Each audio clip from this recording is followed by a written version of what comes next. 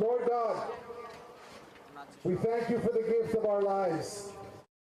We thank you for the opportunity to be educated in these two great Catholic schools. We pray that every member of our school community, be it a student, faculty, staff, administration, coaches and parents and alumni, always gather together to remember that the most important thing is to love you and to do everything for your greater glory. We ask that you bless us this evening, especially send your Holy Spirit to the young men who will take the field, to their coaches and to the referees, and to all of us who are gathered to cheer them on. That they always remember that your love is unconditional, and that everything we do, we must continuously try to find you present in all of it. We ask all this through the intercession of our Blessed Mother, and in the name of your Son, Jesus Christ. Amen. In the name of the Father, and of the Son, and of the Holy Spirit. Amen.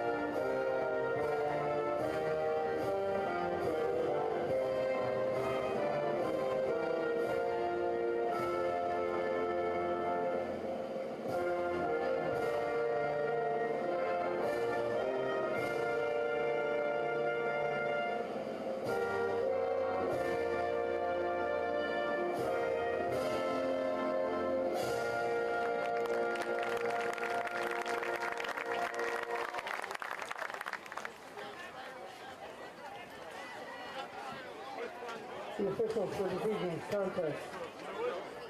Jerry Gomez is your referee. Welcome to Dela Cruz Stadium. I'm Jose Zaraluki along with Jose Costa. And today the Wolverines will be matching up against Archbishop McCarthy in the fourth game of the season. The Wolverines are 1-2 coming off of a tough loss against a very good Miami Northwestern football team. Yeah, we got a couple keys to the game today for this Belen football team. Number one is establish the deep passing offense. Quarterback Andres Miadas is known for his deep ball. He has a great arm, gets the ball very far downfield.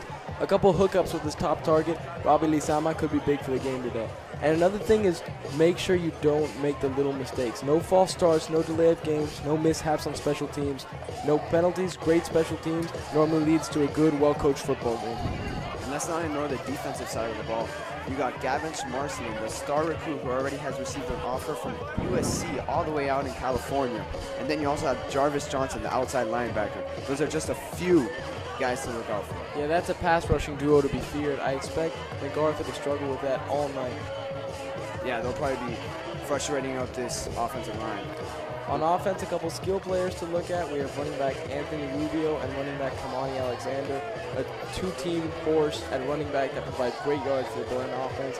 We talked about Robbie Lizama and the keys to the game, and throw in Stefan Borrero and Vic Perez as some top targets that will determine how the offense does in this game. Yeah, and Anthony Rubio is off to a fantastic start this season, and he's going to look to continue that today. Out come the captains for the coin toss, and we're about to get this one underway. Belen Jesuit's bringing out brand new uniforms. They're doing a yellow top with blue bottoms, so brand new uniform. First time we've seen that one in a while. Yeah. Typically we've been seeing them go out with all blue or white on yellow or white on white. but this is a new combo. I like the white on white. Yeah, the white on white is replacing the yellow. Very clean, but I messed with the new look tonight. The yellow on blue looks good. Almost reminds me of a Michigan kind of thing where they're just trying to instill dominance and about how they're about to run all over the opponent. Yeah, Michigan's actually had a very good season this year when it comes to running the ball. They have. They've run all over their opponents, and that's what the Belen offense with that two-team tandem at running back is trying to do tonight. Yeah, so game should be starting up soon, and I'm looking forward to an exciting night. Good matchup, and there's a few guys out for the Wolverines. You got Louis Swag that was out today with a neck string. He'll be replaced by backup safety Andrew Baracol. And then you got the running back position, Aiden Gerardo, with a season-ending injury.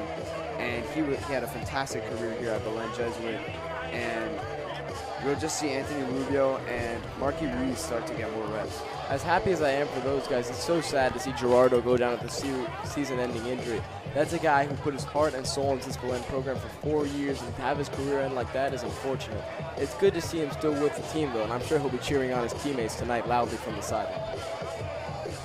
Yeah, so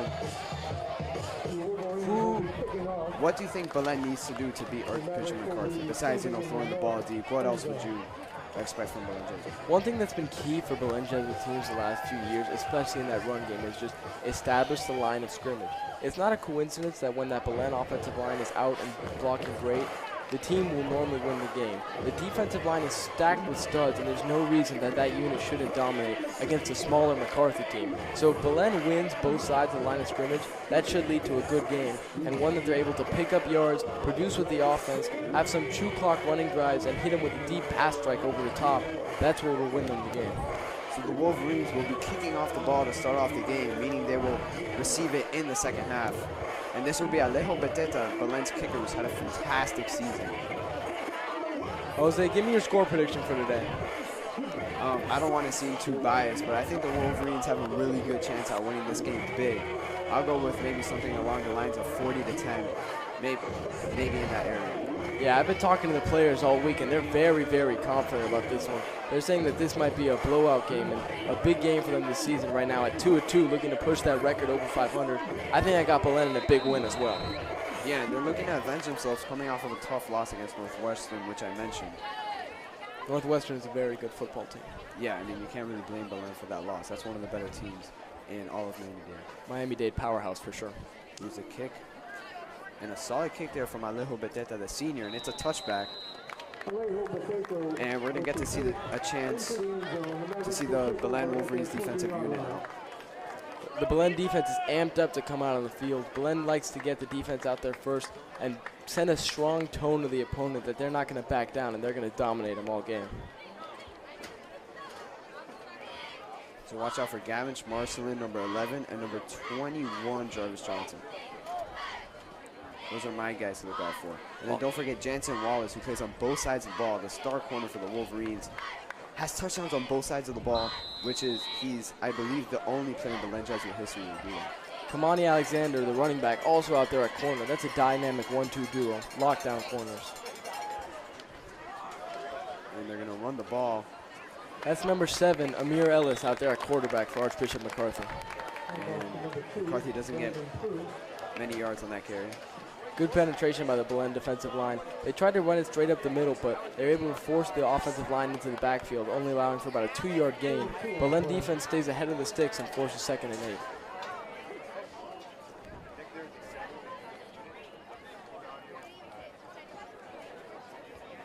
Good penetration there by number 60, Davian Dixon, at defensive tackle. Davian Dixon, one of the younger players on this defense, already has a starting role, and he has a bright future here at Belen Jesuit. That's a D1 guy right there. He is a player. Yeah, he certainly does have potential. They're going to hand the ball off again to number 2, and he is wrapped up in the backfield. I think he might have lost a yard on that one. Looked like Gavin Marsland came off the opposite edge unblocked and was able to track down the running back from behind, slowing down that play and combining with the left side of the line to make a great tackle. And this brings up 3rd and 8, the first 3rd down of the game for Archbishop McCarthy. This is why Belen wanted to get the ball first, set the tone with a 3 and out, and show them that they will not back down today. Yeah, and I expect Archbishop McCarthy to have a lot of struggles against a star-studded defense. and we can already see them struggling, at least when it comes to the run game. Let's see if they throw the ball here, as so far they haven't looked to target Kamani Alexander and Jansen Wallace. And they certainly are going to throw it. He's rolling out, feels pressure, and he is chased out of bounds by number 18. That's Jamari Burke-Speller, the senior defensive back there with the tackle. Looks like they weren't going to throw the ball after all. Quarterback didn't like what he saw. That must mean great coverage downfield. As they say, it's best to not hear a cornerback's name called in regards to him having a good game. And that's a good 3-and-out to start the game for Belen. Yeah, and the secondary stands with their ground. And we'll see Stefan Bojero out here to receive the punt. Let's see if they can get a big special teams play early. Special teams plays are known as a swing factor in games where if the teams are relatively even, which I'm not so sure is the case tonight, special teams can make a big difference, but you'd love to see Borrero break off a big return, or maybe the Belen defensive unit get a pump block. Yeah, especially deep in Archbishop McCarthy territory. That would be a great start for Belen. Winning the field position battle is a Belen staple. And it looks like we have a timeout, Archbishop McCarthy here. Looks like they couldn't get lined up on the punt. That's one you'd probably rather have your special teams unit better organized for. Tough timeout to lose this early in the game over a play like that. So an early timeout for Archbishop McCarthy, and they're already looking pretty disorganized early on in the game. Only a few minutes have passed so far. 10 minutes and 21 seconds remaining in the first quarter. That Belen defensive line really impressed me on the first drive. They tried 2 running plays. Notice how they ran to the right side away from Gavin Schmarsland because, you know, he's 6'5", 220 pounds and has multiple college offers. And they ran away from him, and one time Gavin still did affect the play, and the other time the rest of the defensive line, also filled with studs, was able to step up and force it into the backfield. I just don't think this Archbishop McCarthy team is going to have success running the ball on Belen at all tonight. So let's see if they can get something going through the air, which I don't think they're going to have success with either. Yeah, and on that third down, Gavin Schmarsling got involved, and he put pressure on the quarterback and forced him to go out of bounds, along with Jamari Burke-Speller. Here's a punt. A short punt as it goes out of bounds. A great field position for Belen. Let's see where they mark this. I think Belen might start in opposing territory, and they're going to put it at the Belen. Looks like the refs are conferring. Might be marking at the 50-yard line. 50-yard line, and that's a start for Belen. We're seeing Anthony Rubio get the start at the halfback position today for Belen Jesuit. The transfer, he's been a revelation these first few games. When he comes into the game, it's almost like you have a joystick on him. He's shifty, he makes cuts, back cuts, jump cuts. It's an exciting element that he brings to this Belen offense, and fans love to see him on the field. We're actually seeing Marky Rees line up at running back. Here's a quick pass and a nice reception. Oh, a nice move by Robbie Lazama, and he's going to pick up a first down. No, they'll mark him half a yard short. And a nice screen pass there from Miadis to Lazama for a pickup of 9 yards. Really good play for the Belen. Nothing too complicated. Screen pass to Lazama. The O-line gets out to block. That does a couple of things. Obviously, it picks up 9 yards, setting up second and manageable. But also, the more you throw the short game, the more the corners will bite up on it and allow Miadis to use that incredible arm over the top. Miadis drops back. He feels pressure. He's going to find Robbie Lazama again with a nice reception, and that's going to move the sticks. A Wolverines first down. As you might be able to tell, Robbie Lazama is definitely Belen's #1 wide receiver, and he's wearing the #1 out there tonight. 2 first downs, 2 easy quick throws from Miadis. Looks like a really good script from Coach Potts to come out, the offensive coordinator, to come out here and get some easy throws for his young quarterback. Belen offense already driving down the field. Lazama already with 20 yards to start off the game, and it's only the first quarter. Oh, and a roughing the passer. That's a big call for the Wolverines, and they're going to have to capitalize off of this penalty. Already in the red zone, inside the 20-yard line. The script and the penalty by Archbishop McCarthy is making it as easy as it could be for this Belen offense. Let's hope they cash in with a touchdown, as now they've moved the ball up to the 14-yard line. Here's Miadis lined up alongside Marky Ruiz, the senior. He's going to hand it off to him. Evades a few tackles, but he's eventually taken down for a loss of yardage. Solid play to get back to the line of scrimmage, as had to put a spin move on the defender. The right tackle looked like allowed a defender to get into the backfield. Solid job to fight for yards for Marky Ruiz. That's why the coaches love him as a senior. He does the little things like that. And Nashumbi Humphrey enters the game. Along with Kamani Alexander at running back. Actually, looks like they'll flex Kamani out wide to wide receiver. More of an H-back position, actually. And they're getting the running backs involved in the passing game. Here's Robbie Lozama wide open. He's going to pick up another first down, and he is in. I think he might have gotten in the end zone there. I think he's going to be down at about the 1 yard line. He was just short of the plane. They're saying his knee was down before he got in. I really like that from Belen. That's a simple flood concept where the slot receiver runs an out route and another receiver goes deep. It cleared out Robbie's defender. It looked like there might have been a miscommunication between the two defenders passing off routes as Robbie was wide open in the flat, and he just turns upfield and almost was able to dive in and make an incredible touchdown. 3 catches, 3 plays off to Robbie Lozama. Yeah, Coach Pasa, offensive coordinator for the Wolverines, already getting Robbie Lozama open. He knows what this team's strengths are. Here's Bo Humphrey, and he is in the end zone. That's a touchdown for the Wolverines. It's a 6-0 lead. Touchdown Wolverines. Belen comes out here and sets the tone. 3 and out, 4-play touchdown. Bo Humphrey into the end zone, and I think that's how this one is going to go. 6-0 Belen, pending 7 with the extra point. And Alejo Beteta will come out to make the lead 7-0.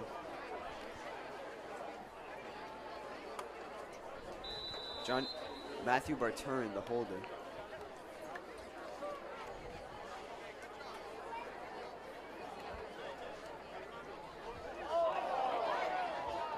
Alejo Beteta, he's going to throw it, and oh, it's picked off. And yeah, they did not get the extra point there. I don't know why they blew that play dead. The Wolverines lead 6-0. Yeah, I'm not sure why. It must be what they have implemented. Yeah, because I'm pretty sure you're allowed to return it for 2. At least in the NFL and college. I don't know if maybe the high school rules are different. Yeah, they probably are different. Probably for safety measures. Despite the bad snap, forcing Beteta to have to throw the ball, which probably is not his strength. He'd probably rather be using his leg than his arm. A really good first few drives for the Wolverines offense and defense. 3 and out. I think they held Archbishop McCarthy to about 4 yards, and that's a pace that they'd like if they were able to keep that up all game. And the offense was out there. Quick plays, quick touchdown. If the defense can keep playing like that and the offense can keep scoring like that and getting almost what they want at will, this Archbishop McCarthy team, which is already smaller from a physical standpoint than Belen, will tire out very quickly, only allowing Belen to dominate them more with their size at the line of scrimmage and with their wide receivers and running backs in the skill position game.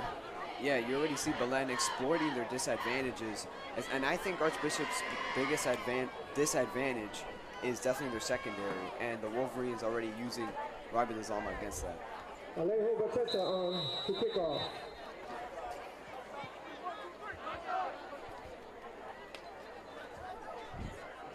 Here's Beteta. Wasn't able to get the extra point off. Here's the kick. That's going to be an offsides, I believe, on Belen Jesuit. Not a huge deal, but probably not something you'd want to see from your special teams unit. Just something you'd like to clean up for, the future. Yeah, it's really not a smart penalty there for Belen, as it just moves them back for kicking away. Not a huge deal, though. It's okay. Beteta's got a great leg. He still should be able to kick the ball pretty far, maybe put it in the end zone for a touchback. Yeah, and they got their defense to back him up. This is NFL kickoff distance. Gives them good practice for the future. Yeah, big challenge here. He lines up to kick.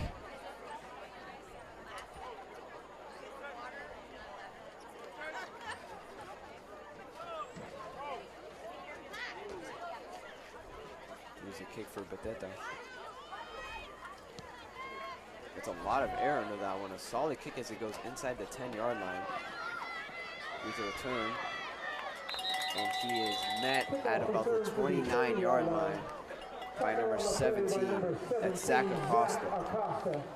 Zach Acosta, looked like Kamani Alexander came flying in there for the tackle. Great kick from Beteta, backed up. Good job by the Belen kick coverage team to come flying in there and make the stop. 1st and 10, Archbishop McCarthy, as the defense comes back out there. Wolverines going to look to get another stop. Focus on that interior defensive line. And I think they're just going to have to continue to put pressure on the quarterback and just disrupt the backfield. Number 4, Javier Brito, and number 60, Davian Dixon. Those are two key players for Belen today because I don't think this Archbishop McCarthy team really wants to pass. And if they can make plays like that. Yeah, there's Davion Dixon with a tackle in the backfield. A big tackle for loss there. Davion Dixon off to a great start today. As I was talking about how Archbishop wanted to run the ball and how Davion Dixon would be a key in the run game, there it is. One-on-one whips the guard, gets into the backfield very quickly, 5-yard loss, and if it's 2nd and 15, this Archbishop McCarthy team does not want to throw the ball. At this point, you force them to throw the ball, and that lets those great Belen corners with their speed out there go to work.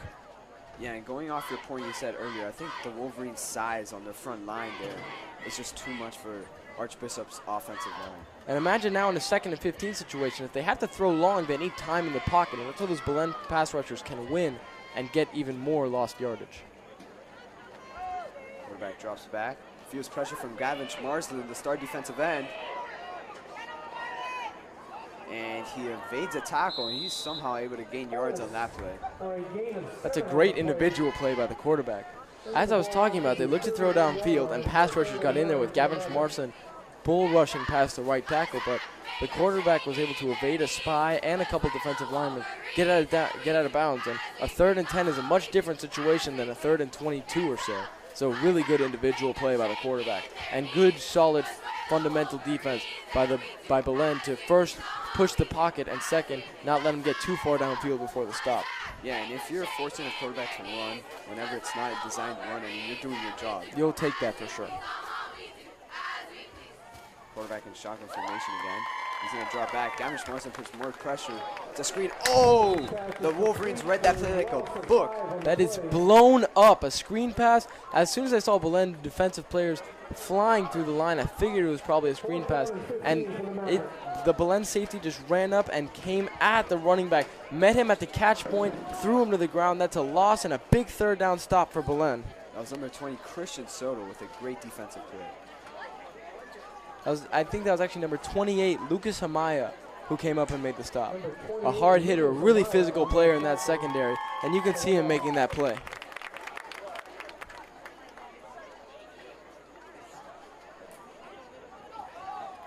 Here's a punt. On this time, he boots that one into Belen territory. That's Nico Vieto back there to return the punt this time. Really, really good punt. Yeah, much improved from the last time he went out there for a punt. That's number 7, Amir Ellis with the punt. He also is the starting free safety. And back out comes the offense. Marquis Ruiz and Anthony Rubio, the running back threats in the backfield. I want to see them get the ball to Rubio a little bit on this drive. The fans love the energetic presence he brings on the field, and I love to see Belen get him out in space and make some defenders look stupid. Yeah, he's a shifty and quick running back that you pretty much can't stop. I believe he's had a touchdown every week this year so far. That's a streak we definitely like to keep going.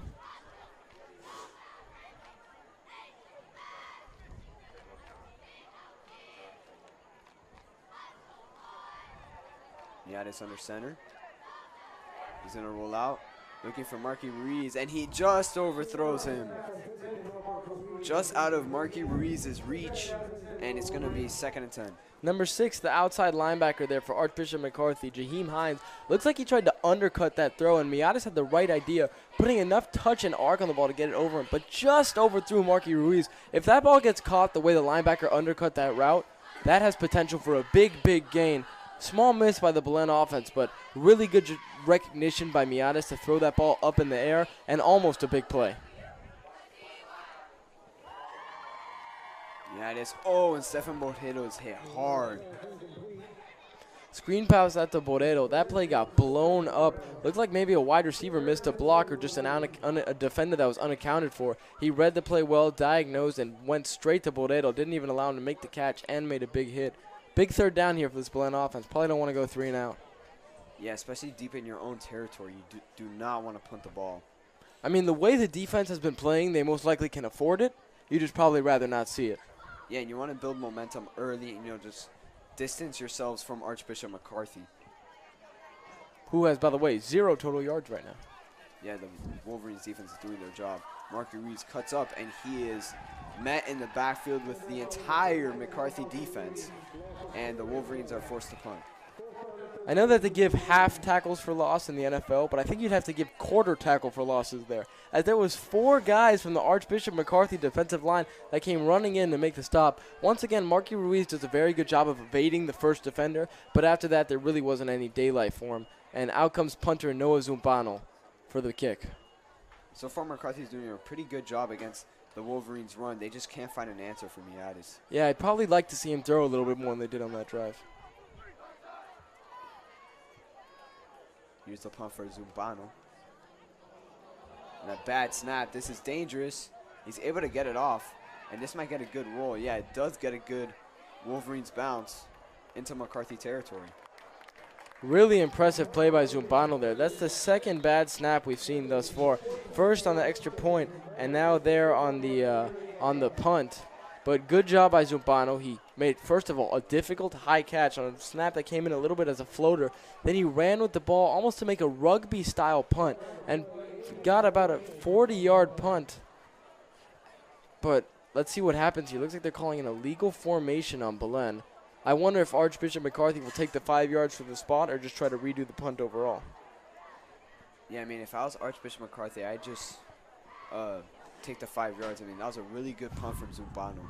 It was scary. It looked like he might have, there was potential to be a safety on that play, but I would just take the 5 yards. Very heads-up play by Zumbano to recover that ball and kick it downfield. Yeah, typically punters panic in those situations, and they just, like, fumble the ball or let the snap go over their heads. So a really heads-up play there from him.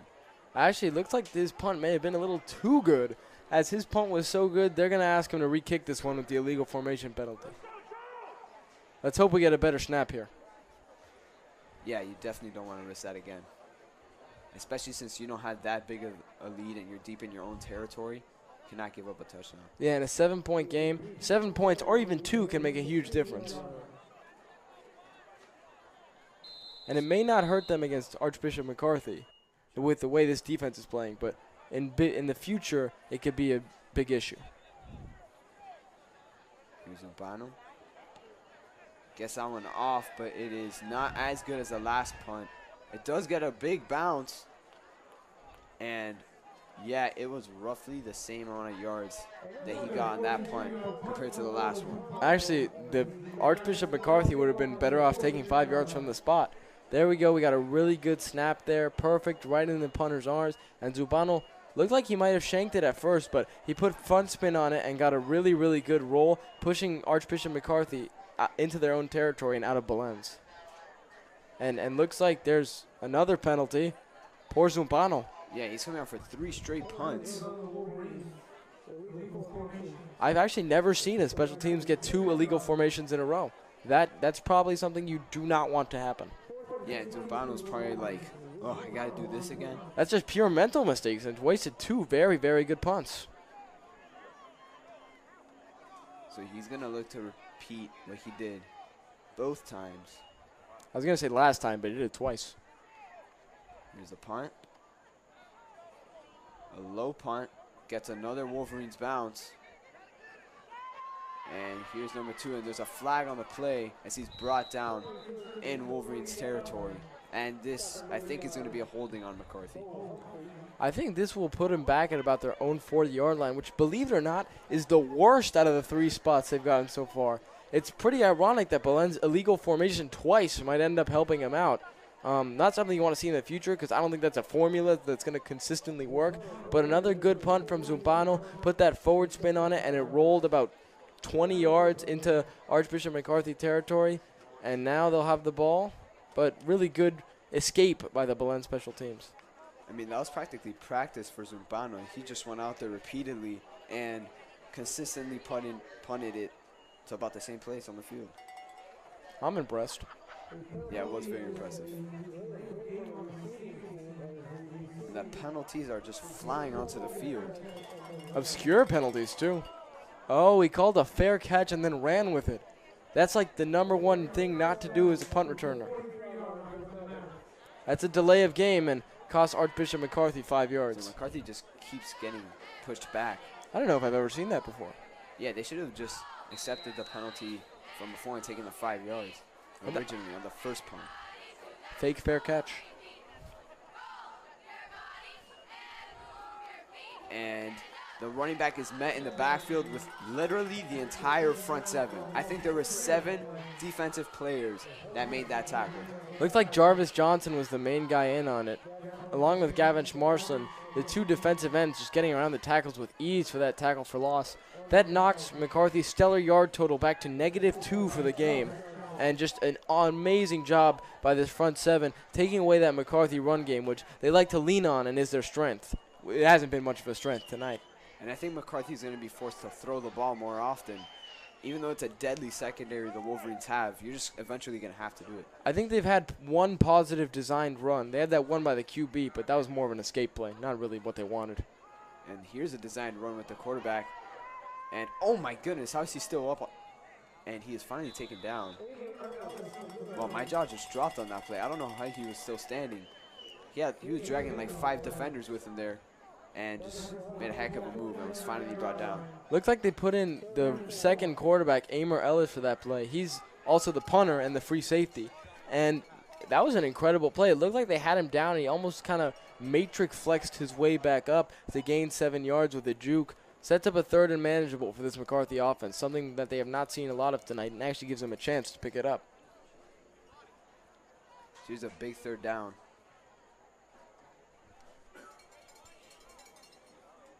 Quarterback drops back. He's going to throw the ball. And it is incomplete. Not a great throw. And the receiver dropped it. So that's a sophomore DB, Omar Ortega, in coverage. Wide side of the field. I mean, not bad coverage. Was playing a little off. Curl route. The throw didn't really get there. And wasn't really that close either. The wide receiver almost was able to come up with a spectacular catch. But good job by that Belen defense to force a quick throw and get off the field. No first downs for Archbishop McCarthy through 3 drives. And if you were McCarthy, would you have gone for it? I mean, they're punting the ball, but would you have gone for it? I think at this point you're at the 50-yard line. You don't have a ton to lose. I'd probably rather go for this if I'm the Archbishop McCarthy coach. 3 minutes remaining in the first quarter. Here's a punt. Oh, the punter bobbles it.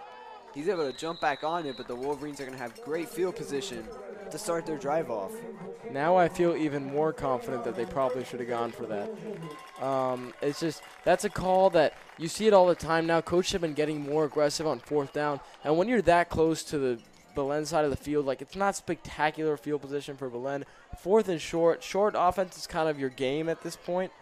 That's something you probably want to take, and could have been a big momentum swinger, but instead we get another momentum swinger. For all of Belen's special teams errors, that one was probably worse. This drop snap, Belen jumps on it. That's a turnover. Belen first down inside Archbishop McCarthy territory. Would you throw the ball downfield here if you're the Wolverines? I think a play action pass deep to the end zone to surprise him here would be a great start. You're going to hand it off. Here's Kamani Alexander, and he's still up. And he is down at about the 20-yard line. A fantastic run there. What an impressive run by Kamani Alexander. The offensive line gave the running back space to work with. A spin move, and he was off. And then he dragged about 4 tacklers 5 yards, showing speed and power on that run. That's a complete running back right there. Yeah, just under center. They're going to hand it off to Alexander again. And he's going to go to the end zone. Touchdown, Wolverines. Kamani Alexander with his first touchdown on the night. Look how much faster he is than everybody. He ran by them all. Once he got the space he needed, a cutback in the backfield, hit a hole on the left side, and he knew it. He was gone. He outran the whole defensive backfield, coasting to the end zone. 12-0 Belen. That's a pure Kamani Alexander drive. 2 plays, 2 15-plus yard explosive runs. Touchdown Belen. They made it look easy. Alexander's just too explosive for McCarthy's defense and just totally exposed the front 7 and the secondary on that play. There's a reason he's playing running back and cornerback. Has a D1 Syracuse offer, ACC school, and he made everyone else on the field look stupid there. He ran by them all. He made them look slow. And another bad snap, and Bartern is taken down. And if the Wolverines want to win this game, I mean, they're going to have to make these snaps. I mean, this is crucial. Who knows if they give up 2 touchdowns in this half, and all of a sudden, Archbishop McCarthy's beating you just because you're missing your extra points. Yeah, definitely frustrating for the special teams. 3 bad snaps and 2 illegal formation penalties. It is 12-0, but you'd rather the score be at 14. Poor Beteta hasn't even been given a chance. Got to feel bad for the kickers and punters today. Yeah, I mean, the punter, he's just practically having a field day out there. He's just, it almost looks like he's out at practice. But Beteta, on the other hand, he's not even been able to kick the ball. It's almost impressive that they have 3 drives, 2 touchdowns, and 3 punts. So Beteta will be able to kick the ball here. However, let's not let those special teams there overshadow the job that Kamani Alexander, Andres Miares, and Robbie Lisama have done tonight. Miares is getting the ball out fast, quick completion, something you love to see. Lisama looked dynamic on that first drive, and that third drive, that second touchdown, was literally all Kamani Alexander, with a great job by the offensive line to get him clean rushing lanes. Yeah, and the running back by committee for Belen has been very successful this season, and they've just continued to use it. I agree that Belen rushing offense, besides a couple plays that went to short gain, which weren't really the running back's fault, it's just been a spectacular game overall for that Belen team.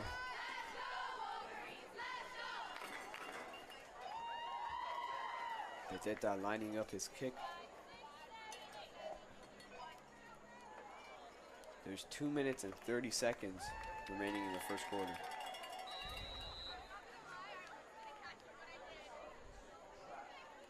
$12-0 Belen.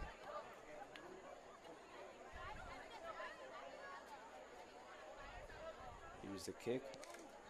And a nice kick there from Beteta as it goes into the end zone. Another touchback. Beteta's on fire on kickoffs. Yeah, 2 touchbacks on the night. You'd like to see him get a shot at an extra point. Yeah, he hasn't been given that opportunity yet. No, but he's a spectacular kicker. The kickoffs have been great. Really nothing going for Archbishop McCarthy. And the way their offense has been struggling, not picking up 1 first down, they'd like to get those kick return opportunities, get a chance to get an athlete out in open field and score him, but just nothing there. And that's why that position is so crucial. The kicker's a very overlooked position in football, and it's one of the more important ones in the game, in my opinion. If you don't have a good kicker, look at UM a few years ago. When they had a bad kicker, they lost like 7 games that season. Yeah, never forget Bubba Baxter's missed 26-yard field goal against UF. Quarterback drops back. He feels the pressure, and a shovel pass. It's incomplete. Let me tell you something. That was great pass rush by the Belen defensive line. Forced the pocket in on him. And if I'm the coach, I'm not sure how I feel about my quarterback making a shovel pass, desperation while falling down into traffic. That ball could have been picked off very, very easily. Yeah, that was very dangerous. When he did that motion, in my head, I was just like, what are you doing? Like shovel passes, if planned, are cool. If not planned, most likely not the way to go. Yeah, that's something like Bryce Young would pulled it off against UM this year. And yeah, but UM's terrible. We're not. Still, you get the point.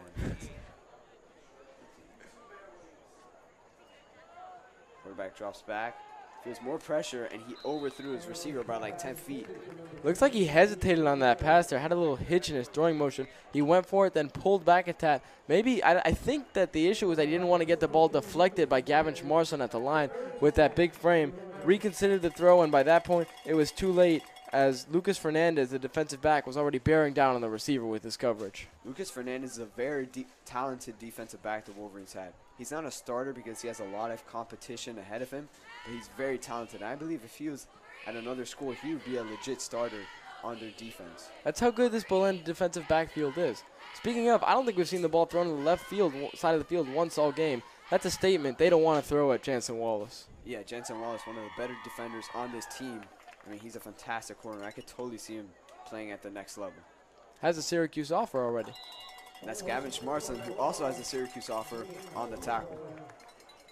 4 drives, 4 stops, 0 first downs. It's a crazy stat so far. The Wolverines defense is just going out there. They're just having fun. And it all starts with the line up front. Even when he's wanted to throw, they have not had the chance. These defensive backs have barely been tested the way that Gavin Schmarson has been getting into that backfield.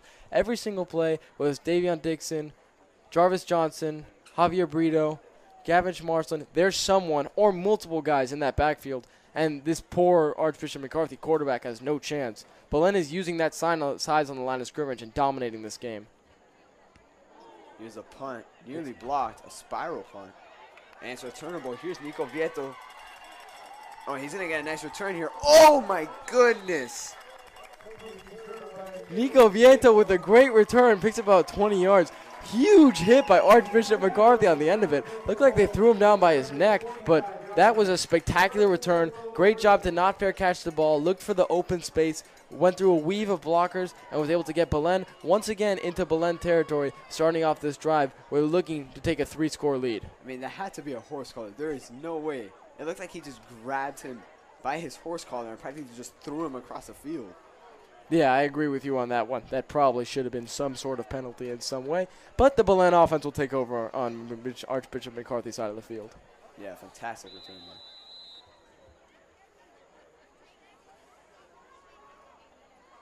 there. Yeah, it is in shotgun formation. Drops back. Ooh, He's he going has to him send deep. this one downfield. Oh, it's caught! Touchdown, Wolverines! No, out of bounds at the 1, but wow, Miades has to make an adjustment. Oh, looks like that was number 8 on the reception. What that's a pass. that's the junior, Zach Sunderland. And oh my God, he had to make an adjustment there because Zach Sunderland was originally running his route. I saw him open, and then he slowed down for a second. And Miades was able to put enough air under that ball that even with that issue, he hit him perfectly in stride. What a throw for the young quarterback, and what a start to the game for him. Yeah, what a pass. He aired that out perfectly right into the breadbasket. And that pass is dropped. Going to Zach Sunderland again. Wow, what a spectacular pass there from Miades. That's the best pass he's ever thrown. I mean, just he makes the adjustment, hits him in stride. That's that arm we were talking about. You hit him short until you go deep. And Zach Sunderland was open. Perfect catch as well. Just this Belen offense is off to a spectacular start. You cannot ask for any more. Yeah, that ball had perfect placement on a tight spiral. Just a beautiful pass. And the coaches, I'm sure, are belittling. Look, we didn't want to be too cocky when we predicted an easy win. It's been pretty easy so far. Yeah, they're just having fun out there. It looks like they're at recess.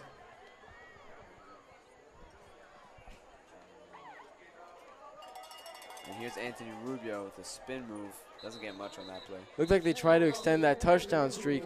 Nice job by Anthony Rubio to get some yards into that. Moving it from 1st and goal at about the 8 to 2nd and goal at the 4. Setting up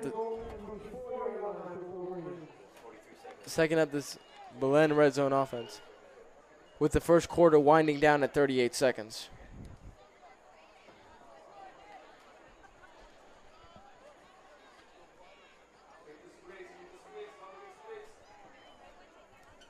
I formation here for Belen. The first quarter coming to an end. The Wolverines are going to look to get some more points on the board.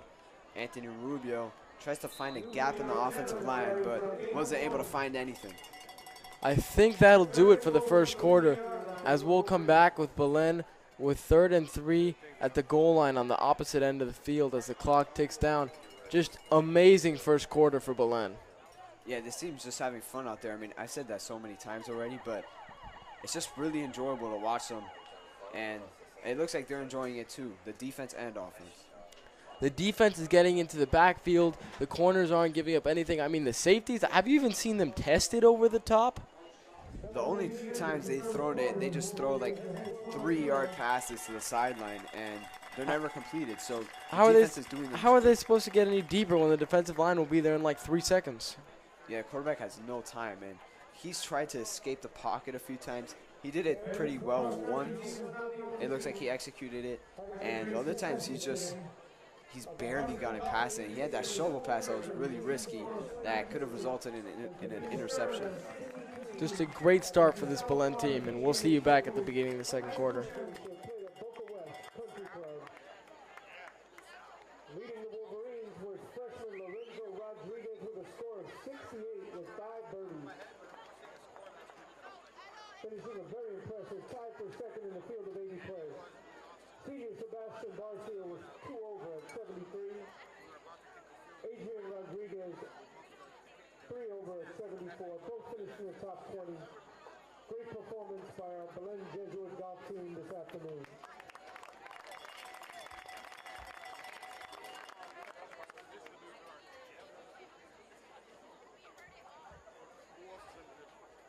And welcome back for the second quarter. Belen up 12-0 over Archbishop McCarthy with 3rd and goal at the 3-yard line. Looking to extend that lead to 19-0. Or 18-0, depends if we get a good snap. Here's Miatis, throws it to the back of the end zone, and it's incomplete. So we're going to get a 4th down here. And do you think they go for it, or they're just going to go with the field goal? And yeah, they're bringing looks like the field goal unit is running on. They're going to have to execute here, make it a 15-0 game. You know, with this game not that close, it's probably a good chance to get some reps for that field goal kicking unit. Try to sort out the issues they've been having. As it looks like they're going to go with a new long snapper here, with number 26, Michael Delgado, entering the game for number 54, Joey Toledo. Looking to fix that issue. It's number 85 running onto the field for Belen. Extra blocker trying to get in there. Here's the kick. And it is good right down the middle. Alejo Beteta with his first made field goal on the day and pretty much his first opportunity. He executes. Beteta gets a chance. Beteta makes the kick. Beautiful kick right down the middle. Actually, I think cleared over the goalpost. Good snap, good hold, great execution by that Belen special teams unit. That's something you want to see. Good snap by Michael Delgado. And the Wolverines defense, we're going to get to see them come out once again. And what are you looking forward to? Everything. Just everything? Just everything. The defense has been great. The front seven has been great. The secondary has been great. There's no first downs, almost no yardage. There's not really anything bad you can say about them at this point. So I'm just excited as a whole. Yeah, I mean, you got that front seven, a bunch of guys there, and the secondary. I mean, there's just nothing you can do about that. Archbishop McCarthy looks almost lost on offense. Actually, not almost lost. Lost. They look lost on offense. And it's just been great defense. Yeah, I think it's more of Belen's defense. I mean, Archbishop McCarthy doesn't have that bad of an offense. It's just the Wolverines' defense is so good. Oh, yeah. The defense. I'm not saying lost as in like they're lost. I'm saying lost. We're making them lost. That offensive line is not being able to block a single thing. And it has messed up Archbishop McCarthy's whole game plan. And let's see if they'll continue to do that on this drive, which I totally expect them to. I expect them to as well. Here's a kick for Beteta. Already has 2 touchbacks. And this one's returnable. Oh, and he muffs it. Was able to pick it back up. And, oh, he might go the distance here. There's going to be a flag on the play. I don't think this return will matter. Flag thrown at about the 20-yard line and predict either a holding or a block in the back on Archbishop McCarthy here. That's going to take him back no matter what. It was a nice return. Yeah, really good return.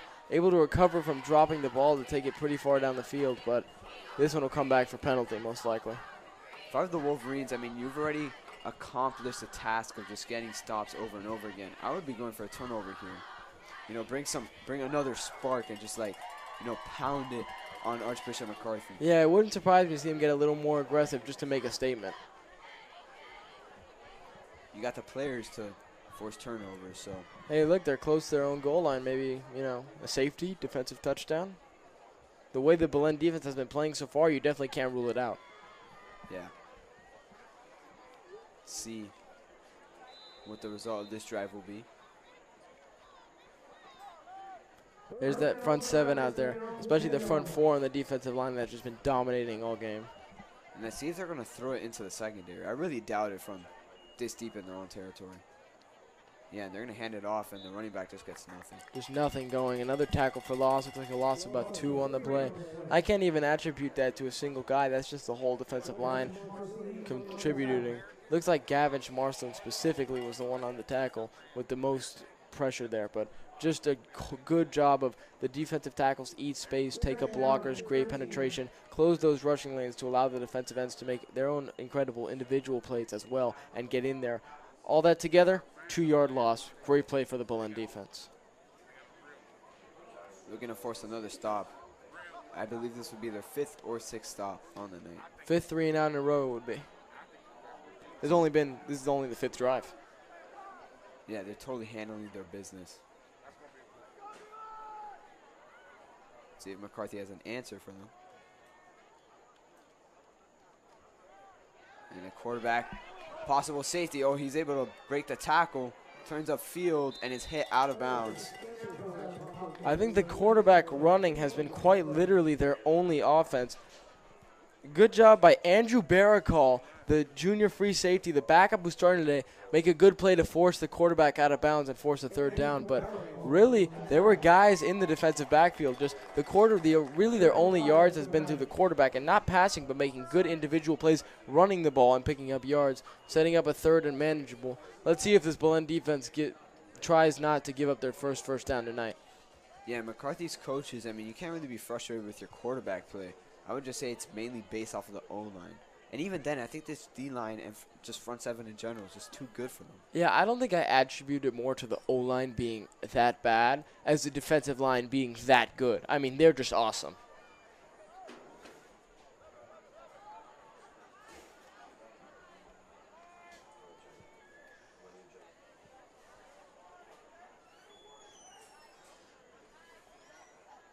Here's McCarthy. And quarterback rolls out and hits number one, his receiver. That's their first reception. Oh, and he makes a heck of a move. And he is across into Belen territory. He had a man falling over his ankles. That was the safety, Andrew Baracall, who struggled to make the tackle and looked like he might have fell backwards. Got the turf monster there. But just a good individual play by the Archbishop McCarthy wide receiver. That's their first real yardage of their night. Even the first down of the night as Baracall runs off the field. And that's about a 30-yard gain. First time they've been in Belen territory tonight. Let's see how this goes. Yeah, so far a promising drive for McCarthy. The Wolverines, I mean, I'm going for a shutout here. I don't think they could give up points on this drive. Got to get the shutout. Yeah, last time they were this far up the field, they fumbled a punt on fourth down and gave Belen easy field position. And he's going to feel pressure immediately from Marshallin. And quarterback with a nice move. He's so elusive. He broke like 4 tackles there. Once again, good pressure by the Belen defensive line. But the quarterback has been very impressive running the ball. It's been the one good thing about this offense that I've been impressed with today. I mean, he's not even looking like a quarterback. He's just looking like a receiver out in space. Sort of reminds me of former UF receiver Kadarius Toney. Yeah, it's a very good player right there, Kadarius Toney. Shifty with the ball, just able to make guys miss in space, and that's what this quarterback has been doing.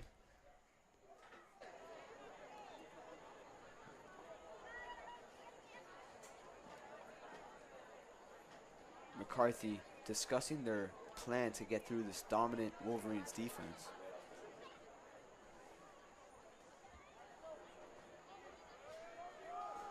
Besides that one first down, there really hasn't been any errors for Belen tonight.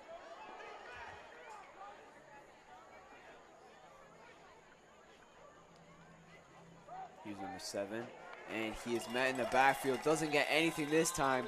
Not able to evade the tackles, and he is sacked. Look, if I'm Archbishop McCarthy, I wouldn't recommend running at Jarvis Johnson, but the problem is there's not really a better option with Gavin Marson on the other side. They tried to run a QB run because that's what they've had the most success with. And Jarvis Johnson not only swallowed his blocker, but the quarterback as well. Moves it from 2nd and 5 to 3rd and 7, putting them behind the chains as Archbishop McCarthy will call a timeout for this third down play. We got about 7 minutes and a half remaining in the first half. The Wolverines have a 15-0 lead, and they're going to look to keep that shutout going into the second half. Yeah, it'd be big to get off the field here.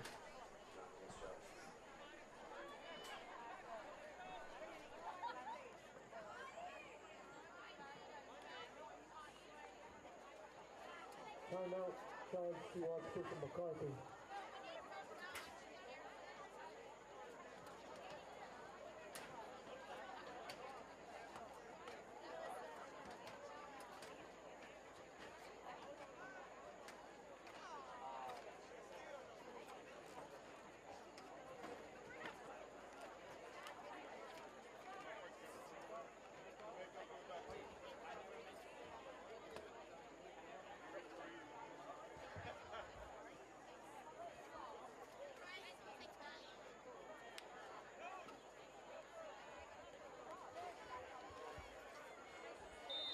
And back out comes the Archbishop McCarthy offense for this 3rd and 7.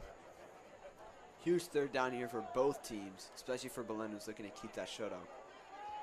I mean, it's a one-possession game if McCarthy's able to score a touchdown here. And that pass is, wow, he held on to it. Oh, my goodness. Wow, great concentration for the receiver. Stephen Borrero, playing corner there, playing both ways now, was in there on the stop, and he hit him from under him as he had to flip through the air to make that catch, but he lands and makes an incredible catch. Good defense, but a great individual play by the Archbishop McCarthy wide receiver for that first down. What's most impressive is how he made contact with the ground, falling from like 6 feet in the air, and still held on to the ball. Let's see, this Archbishop McCarthy offense is having a little bit more success than I anticipated on this drive. It's first down at the Belen 35. Let's see this defense step up and get off the field. Yeah, looking to get their first points up on the board is McCarthy. The quarterback is finally able to find a groove in the passing game. But that running game has still had no success. Looked like a short 1 yard and a penalty on the play?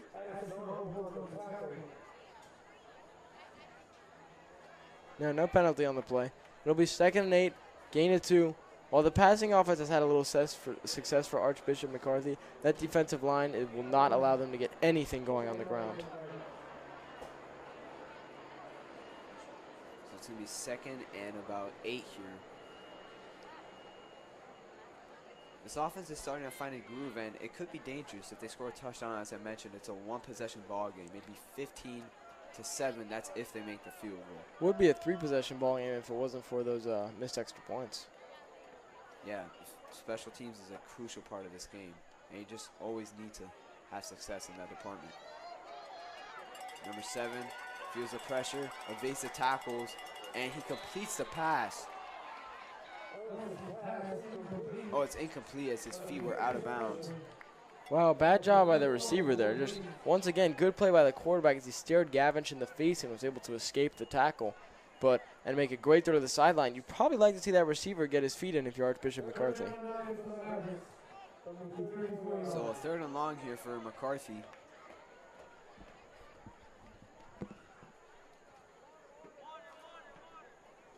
Let's see if they pick it up. I believe it's a water break. Yeah, we're in Miami. It gets pretty hot out here in these times, even at the night, which they've been trying to do, obviously, because it's so hot during the day, but players still get tired. So 5 minutes and 24 seconds remaining in the first half. The Wolverines dominating, but McCarthy's able to find a groove offensively here, and they're going to look to get their first points up on the board.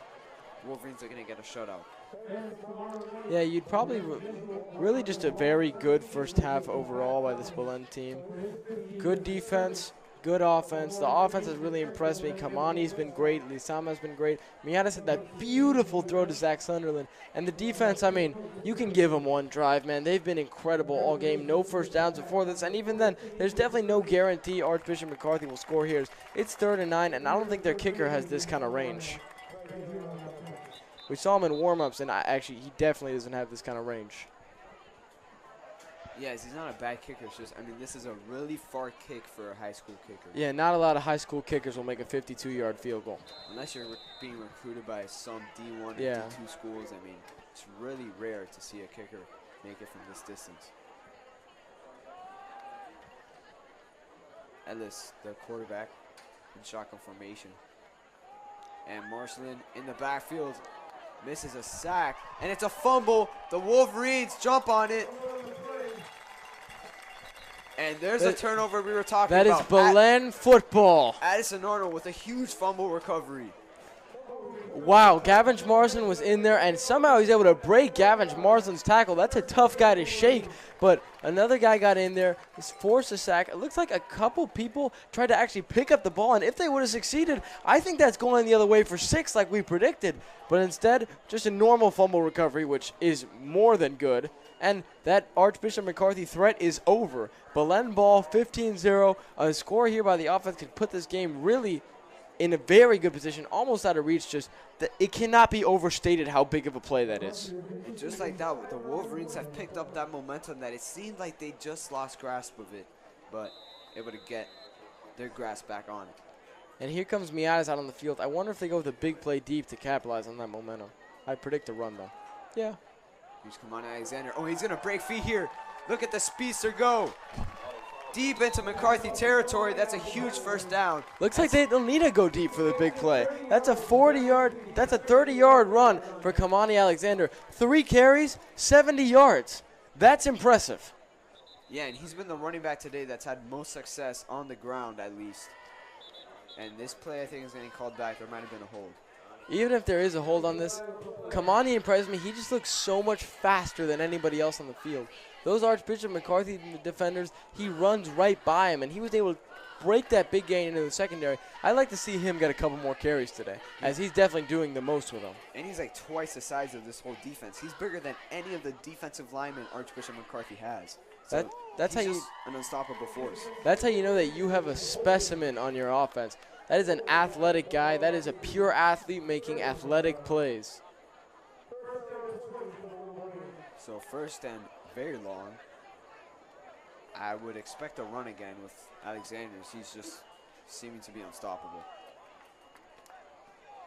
Yeah, even if it's 1st and 20, I wouldn't be surprised to see Alexander pick it up. But looks like the hold came further up the field, and it'll be a spot foul. So only 1st and 16 for this Belen team.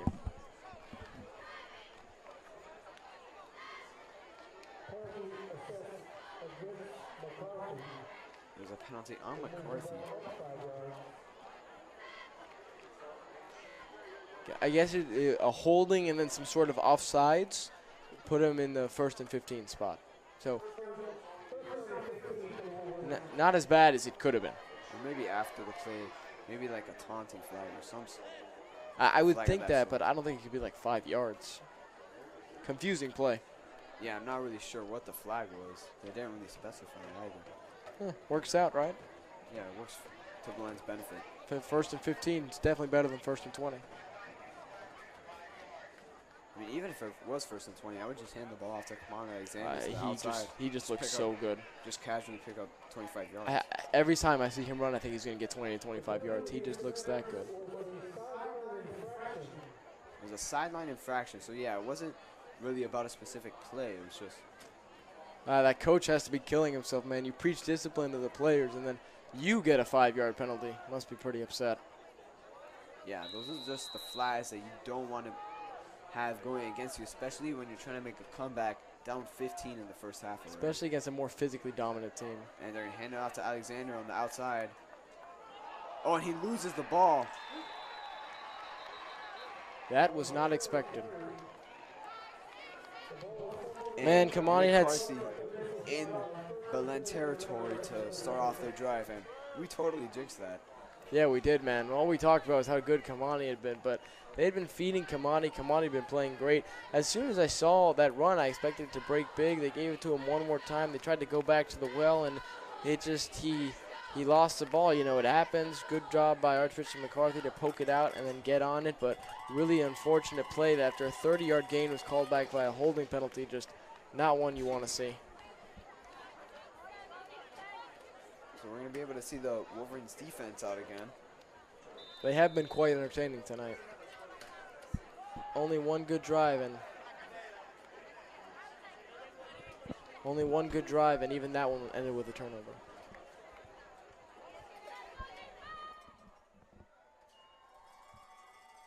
He's number 7, rolls out, evades some pressure, and he picks up positive yards on that one somehow. I don't know how he does it. He's been doing it all night. I think he's too quick for the defense. Juked one player, then carried a couple for a 4-yard gain. I'm very impressed with his running ability. That's for sure been the best part of this Archbishop McCarthy team. It's just very impressive. I mean, he hasn't really been impressive throwing the ball. He's had a couple nice plays, but what really stands out is his running ability. It seems almost like a Lamar Jackson if Lamar Jackson wasn't as good of a passer. And he's impressed me tonight, but the Belen defense still has managed to do a good job containing him, because against most teams, I imagine he'd break a couple of these for big runs, but it's been mostly just a max of 4 yards. Good job gang tackling and getting the ball by this Belen defense. Yeah, I mean, he hasn't been able to throw the ball. Like, that option has been completely taken away from his game, so he's just resorting to his run game. I hate to make the comparison just because it's so generic, but lefty wearing number 7, running quarterback automatically makes me think Michael Vick. Yeah, I could totally agree with that. I mean, he does sort of give you flashbacks with his speed, but, I mean, passing-wise, we haven't really seen much of that from him today. Yeah, he's probably not as good as Michael Vick. Yeah, I don't think he's as good as Michael Vick either. No, but he's been very good tonight. It's just the Belen defense. Look, another stop there. Second, one thing we've seen a lot from this Belen defense is negative plays, but negative in a good way. Like, that was 2nd and 7, 1-yard run stuff. Now it's 3rd and 8. If they keep pushing that Archbishop McCarthy back and forcing him to take time to throw deep downfield, Belen will win this game. I mean, if they keep doing what they're doing, they'll win the game. They're up 15 points. Really, nothing has gone wrong with for Belen today besides that fumble. That was the first major mistake.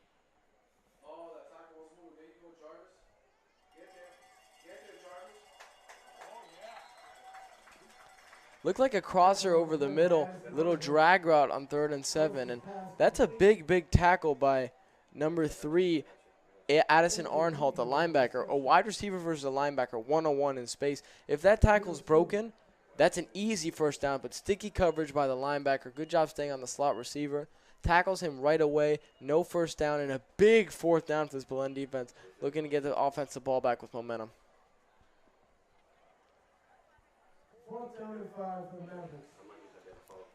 4th and 5. What do you think the call will be here? I mean, I think they're I'm pretty sure they're going for it.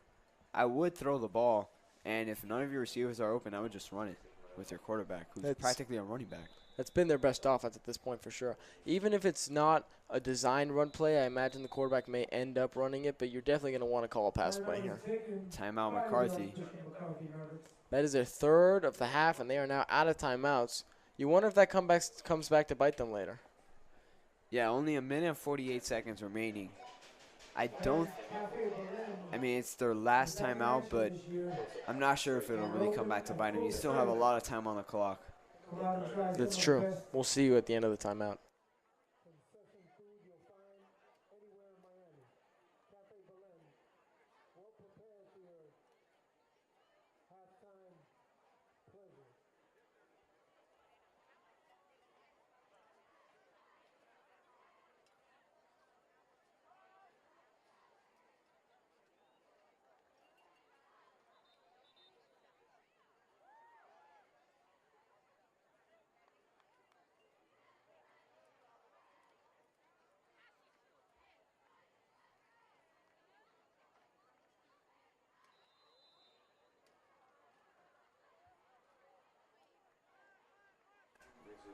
And back out we are here for a big 4th down.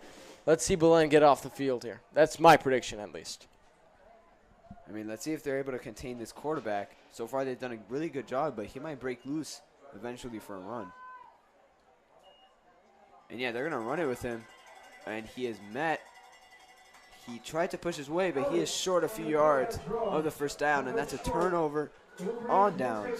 Look, as great as that quarterback is at running, I'll take 7 guys versus 1 guy every single time. The most important part of the play there was the Belen players flowing to the ball. 1 guy got there, and that tackle's broken. If the other players aren't there to back it up, that's a first down, but 6 guys came flying in. The linebackers, the secondary, great job of tackling, and that's a first down for Belen, a stop for Archbishop McCarthy. Good field position. They did nothing with it. Great job by the Belen defense, stepping up in a huge spot. And we're going to get to see the Wolverines' offense now. What are you expecting? I mean, I'm totally expecting a deep pass eventually. I mean, it worked for them that one time. Yeah, we've seen one today. It definitely worked. Yes, hits Lazama, and there goes Lazama. The wide receiver 1, he breaks loose, and he is struck down. Who needs a deep pass? When you have Robbie Lizama, they ran a flood concept. They ran a concept where there's a slant and a soft out to the flats. It depends on which the defender takes. The defender went for the soft out on the flats. Lizama was wide open with plenty of space to run, made a safety miss. For a second, I thought he was going to break it for a touchdown, but 35-yard line, 30-yard gain. Just awesome play by Lizama. Good read by Miatis. Quick, easy completion. Like to see him be decisive and a first down. Miatis' strength is typically throwing the ball downfield, but he does a good job with a short pass there. Stayed disciplined and and the Wolverines are going to get a penalty in their favor here. Unsportsmanlike conduct on Archbishop McCarthy. So the Wolverines need to capitalize this. If I was them, I'd totally throw the ball in the end zone here. I would too. Take advantage of that momentum. Second 15-yard penalty by Archbishop McCarthy today.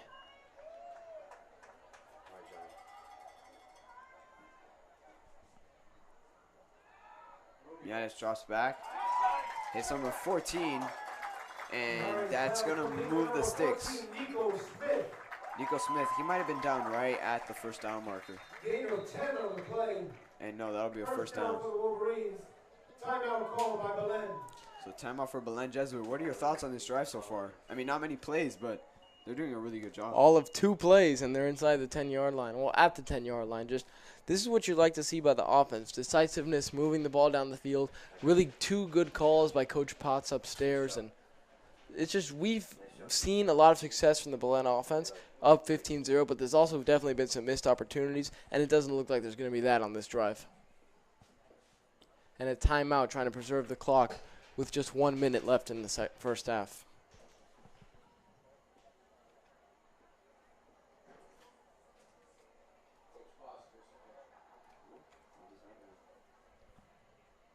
And back out comes the Belen offense led by Andres Miares, looking to punch this one in.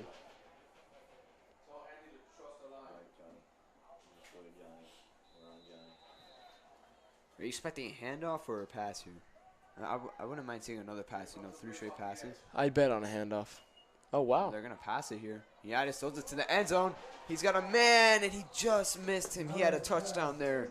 That could have extended the lead to 22-0. Man, that's a difficult throw. 20 yards downfield, 25 yards across the field. Mianis has the kind of talent and the kind of arm strength to fit that one in. Had the receiver open on a corner route, and he just missed him. That's a painful one, and one that you don't expect to see completed, but you would love to see it completed. Just showing off the arm talent by Miatis.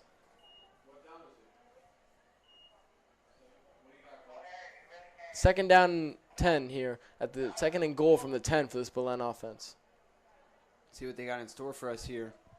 Wolverines, I mean, they're airing the ball out now more than ever. So far it's been working. It looked like they had a touchdown that play, but didn't exactly. They're going to throw it again. Oh, and he fumbled it. Oh, my goodness. Well, he's going to take that one all the way back to the house. Well, most teams value their left tackle the highest because that's the quarterback's blind side. But when you have a lefty quarterback, the right tackle is the blind side. And Miatis just never saw him coming. The right tackle gets beat one-on-one off the edge. Miatis gets hit, loses the ball. In this game, which looked like 15-0 and was heading for more, is now 15-6. And it's getting kind of tight. You don't like to see that. Yeah, we have a ball game here. This is a huge extra point, though. If they do not get this, I mean, it's still a 2-possession game.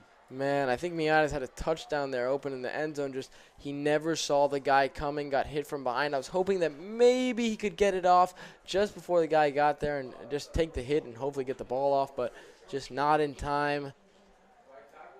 Can't let the right tackle get beat there. And yeah, he just had the guy sprinting from his blind side. I mean, I think any fan saw that one coming. Except Miatis. I mean, he can't do anything about it. It was almost painful to watch. You could, slow motion see that the guy was coming.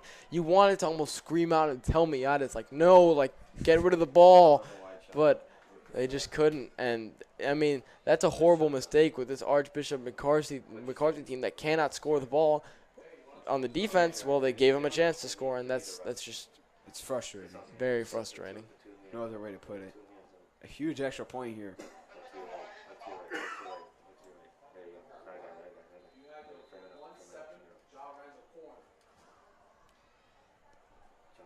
Let's see if they can make it 15-7, an 8-point ball game.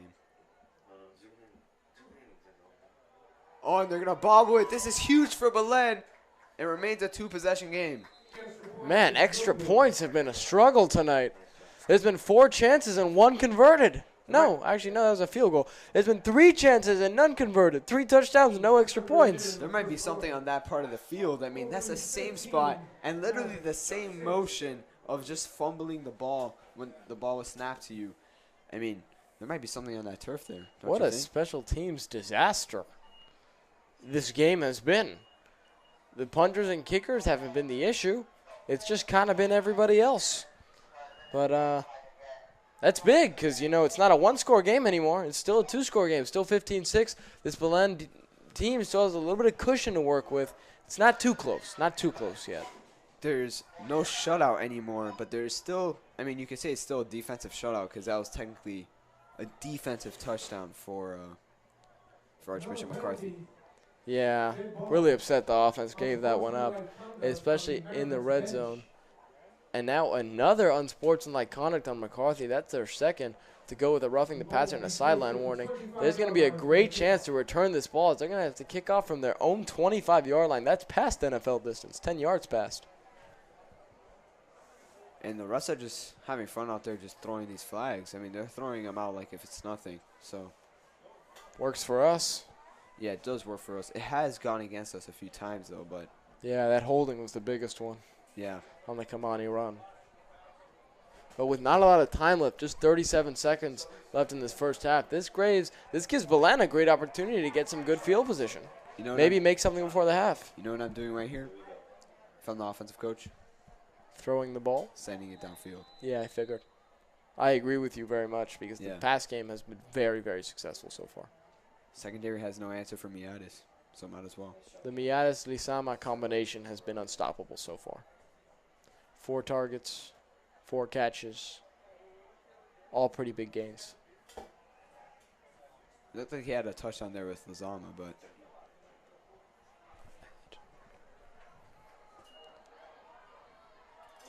here's a return. Here's Anthony Rubio. Oh my goodness, he's just so fast into Archbishop McCarthy territory. And they have a chance to throw the ball downfield here or maybe run your way into field goal range. Alejo Beteta has a boot, so might take advantage of that. That is a big, big play. Belen has 45 yards to the end zone, 30 seconds left, 2 timeouts. I don't think you play just for a field goal here. I think you're trying to score a touchdown all the way. Yeah, I'd be going for a touchdown here. And if anything, you just resort to the field goal. I mean, you have Alejo Beteta. He needs some action on the field as well.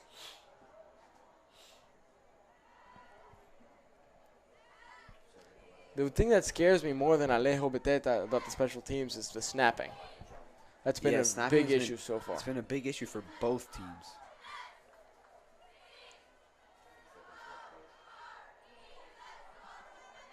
Anthony Rubio in motion, lines out wide.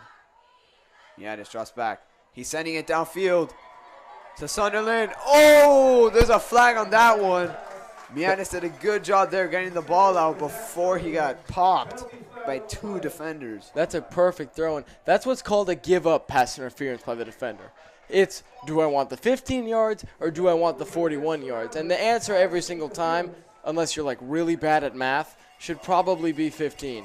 So that's that's just a breakup. That's a play that defensive back probably has to go for. Very obvious pass interference. Great throw by Miatis. Sunderland, that's twice he's beat the defense deep with his speed. And just, this is what you wanted to see out of that kick return, because now they have a chance to score before the half and put this game a little further out of reach to make up for that touchdown they gave up on the last drive. Yeah, Sunderland's definitely evolving himself into being a deep threat with Miatis, and he's forming a nice connection there. Yeah, I thought he might have had a chance to moss 2 defenders right there. That would have been very impressive. He was not given the chance as the defender just decided he'd rather take him out than take his chances. Good play by the defenders, though. Not really. I mean, better than giving good recovery play, but bad play overall. Yeah, bad play, but it was smart thinking. Yeah, smart play. High IQ play. Here's Miatis. He's going to throw the ball again. And he throws a low pass. It's incomplete. That's Sunderland again, establishing himself as a favorite target, and for good reason, as he was wide open again. That's a 15-yard hookup on the curl if he's able to complete it.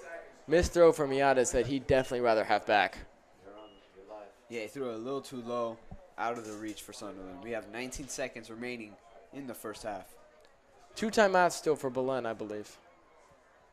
Yeah, so plenty of time. The big thing about that pass interference as well was that it stopped the clock versus what a completion would have kept the clock running, forcing Belen to save timeouts. Miatis drops back again. He's going to throw it downfield, and he overthrows the receiver and the defender. Yeah, even if that one's inbounds, I think it's most likely an interception. So probably good that that one sailed out of bounds. The safety had Robbie Lisama beat deep, so Miatis took a shot 50-50 for his best guy, just Couldn't get the throw there. 3rd and 10 after 2 incompletions for Belen. And at this point, I think I'm just running the ball. You might get a touchdown, and if anything, just go with the field goal because you have the timeouts. I think with 30 seconds left, I do a more high upside play. Maybe throw it deep just for a chance at a touchdown before you kick the 52-yarder. It's only 13 seconds. You have the timeouts, which really gives you some more cushion. Here's Miatis. He's going to throw it deep, and can't tell if he picked it. It's incomplete. That's a back foot throw by Miatis. Looked like he was almost throwing a Hail Mary, just throwing it in the air and hoping something would happen. Belen actually got lucky there because I think the Archbishop McCarthy safety forced an incompletion on the other Archbishop McCarthy safety. They both had a clear shot to pick that ball as it was right in their hands. Lucky one for Miatis. And out comes Beteta for the 46-yard field goal. I believe this might be one of Beteta's longest attempts in his high school kicking career. You think he makes it?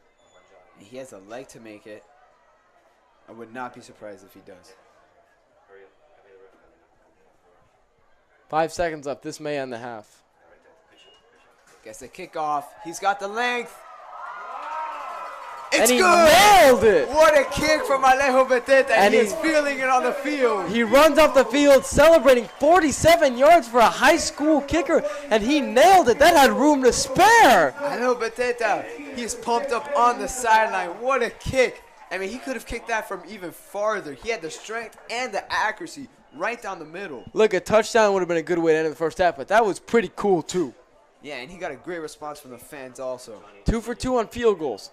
Great when he gets the chance. Yeah, that was a perfect snap, perfect hold. That ball was actually almost blocked. There was a defender that got back there, but that kick was killed. Great play. That is one of the farthest kicks I've seen a Belen kicker make. And I've been announcing for the Wolverines for about 5 years already. Well, and don't forget, we had the Bryce brothers, so that's impressive. Yeah, and one of them went to kick at Vandy. On a full scholarship. Yeah, so that's really impressive for Beteta. And he's probably getting attention from some scouts on that one. So that leaves us Belen 18, Archbishop McCarthy 6 at halftime. Good halftime for the good half for the offense, good half for the defense. We'll see you at the beginning of the third quarter.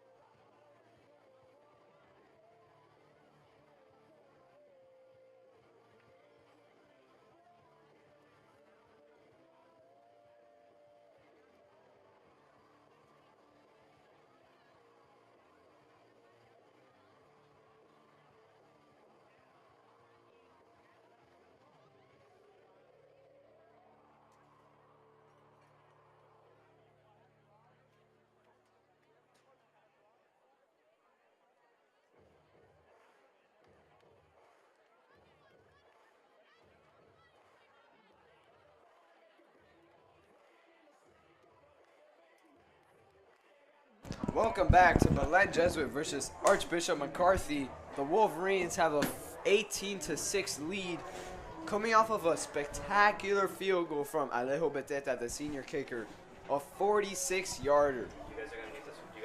Let's talk about the strengths in the first half. You got to start with the defense. Wow. Yeah, the defense was really good. I mean, you had Gavin Schmarslin just all up in the quarterback's face. Didn't get that many tackles, but he forced a lot of pressure on them and did a really good job of getting through that O-line. And don't forget about Jarvis Johnson, who also had a really good game. And also Addison Arnold with a huge fumble recovery. Realistically, I think if count after today, Gavin Schmarslin leads the country in almost sacks. He's been in the backfield every single time, whether it's hits, pressures, just missing the tackle. Great game for him, very disruptive. It's 18-6, but you can't even attribute that one touchdown to the defense. It was a fumble recovery after a blindside hit on the quarterback, Andres Miares. So just they pitched a shutout in the first half, and if they keep it going, you know, it's literally impossible for Archbishop McCarthy to win. Can't win without scoring points. And this kick is returnable. Here's a return. And he is still up on his feet. There he goes. And he is hit out of bounds. Oh, my Lord, what a return. A nice return into Archbishop McCarthy territory. That was a crazy return. Took it all the way to the 45-yard line. Looks like he was bottled up at about the 35. It would have been a good return anyways, but he just kept going with it and kept going with it. Tiptoed that sideline. That's a 45-yard return for Christian Soto, the sophomore. And what are you expecting with the offense here on this drive? Are you expecting a few throws downfield again? I mean, we saw it last time. Last drive with the throws downfield, Miatis got a little careless and kind of started just throwing it up, almost led to an interception. I like to see some intermediate throws and some good decision-making by Miatis on that deep throws because we know he has the arm talent. And they hand it off up the middle for a pickup of about 2 yards. It helps also that they're working with a short field. 47 yards in Archbishop McCarthy territory. I think that's the third drive they started in opposing territory. I'm not sure they've converted on either of the first two. I know one of them was the fumble, but I'm not sure about the other one. 2nd and 8 for the Wolverines after a short run for Marky Ruiz. We didn't see a lot of him in the first half. Yeah, he got a lot of reps. Like, they put him in a few times, but just never really gave him the ball that much. They're going to give it to Kamani Alexander, the star running back. And he runs through a few defenders for a nice pickup of a few yards. And it's going to be 3rd and short here. Something I really liked that he did there was after running, he kind of lowered his shoulder and just powered through a couple defenders, carrying them, making it go from what could have been a 3rd and 6, like a 3rd and 3. That's one of Alexander's main strengths. I mean, he has a lot of strength and a lot of speed, and that together is just a deadly combo. Hands it off to Kamani Alexander again. He has a blocker, and he breaks free down the sideline, cuts back in. He's still up on his feet. There goes Alexander into the end zone. What a run! He is incredible. Can you believe that? Cutting back, stumbling, 47-yard touchdown run for Kamani Alexander. My Lord. Blocks, good blocking by the O-line. He took it to the left side, and I didn't think there was a way he could be gone. He went beast mode on that one, taking it all the way down. That's a great way to start the half. 24-6 Belen pending extra point. Kamani is a superstar. He stumbled his way into the end zone. I'm surprised he even kept his balance on that run. I mean, when you combine a player of that size, that kind of speed, quickness, agility, balance, you have the perfect running back, and that's what it is right there. Here's the extra point for Alejo Beteta, the star kicker for Belen Jesuit. Snap, and the kick is still good. Credit to the kicker, Matthew Barturn. Credit to the holder, Matthew Barturn. Took a low snap and was able to pick it off the ground. And I think we're going to tack on an extra 15 on the kickoff here for roughing the kicker as Beteta got hit after. 25-6. 35 seconds, 7 points. This is the ideal start to the half, especially when you had a 12-point lead. Archbishop McCarthy wasn't playing like they were in the game, but they technically were, I guess, with the score. Only 18-6, that's 12 points. That's not that much. But that touchdown by Kamani Alexander, I mean, that sort of breaks this game loose. Really, that's two facets of the Belen team making for a touchdown. First, they were able to score. Part of the reason they were able to score so quickly on 2 plays was because the kick return went all the way to the opposing 45-yard line by sophomore Christian Soto, meaning that they didn't have to go too far for that touchdown. The special teams set him up, and then the offense slammed it shut by running for that 45-yard touchdown by Kamani Alexander. Just a crazy individual play by him. Those are the kind of athletes that Belen needs to have, because they can make those special plays that when you're in trouble, you know you can count on them, and they're not even in trouble. That was just incredible. It certainly was. So it's going to be a short kick here for Beteta on the kickoff. Already has a few touchbacks on the night. Going to look to continue a great performance.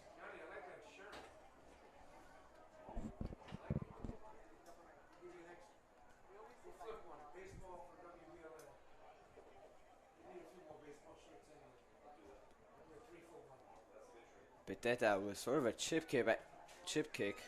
That's a really smart play with the short kick field there. And they definitely did execute on that one. And a tackle inside the 5. McCarthy's backed up. That's a combination of great special teams and an unforced error. If you're the McCarthy kick returner, man, you have to catch that ball just to get out to at least the 15, give your offense some space to work with. And, I mean, now they're inside their own 5-yard line. Short kickoff. That's also a stupid play by roughing the kicker on an extra point. I don't know what they're going for there. And these pass rushers have to be pinning their ears back thinking safety.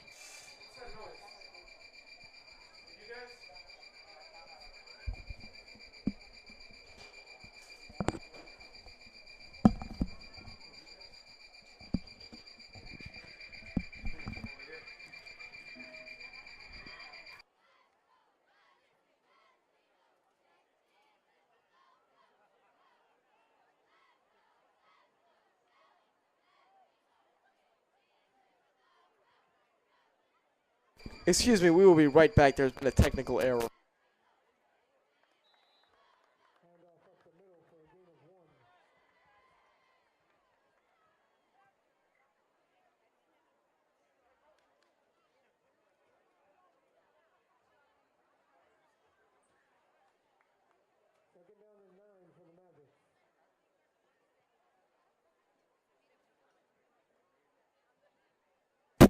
And we are back. Sorry about the technical difficulties.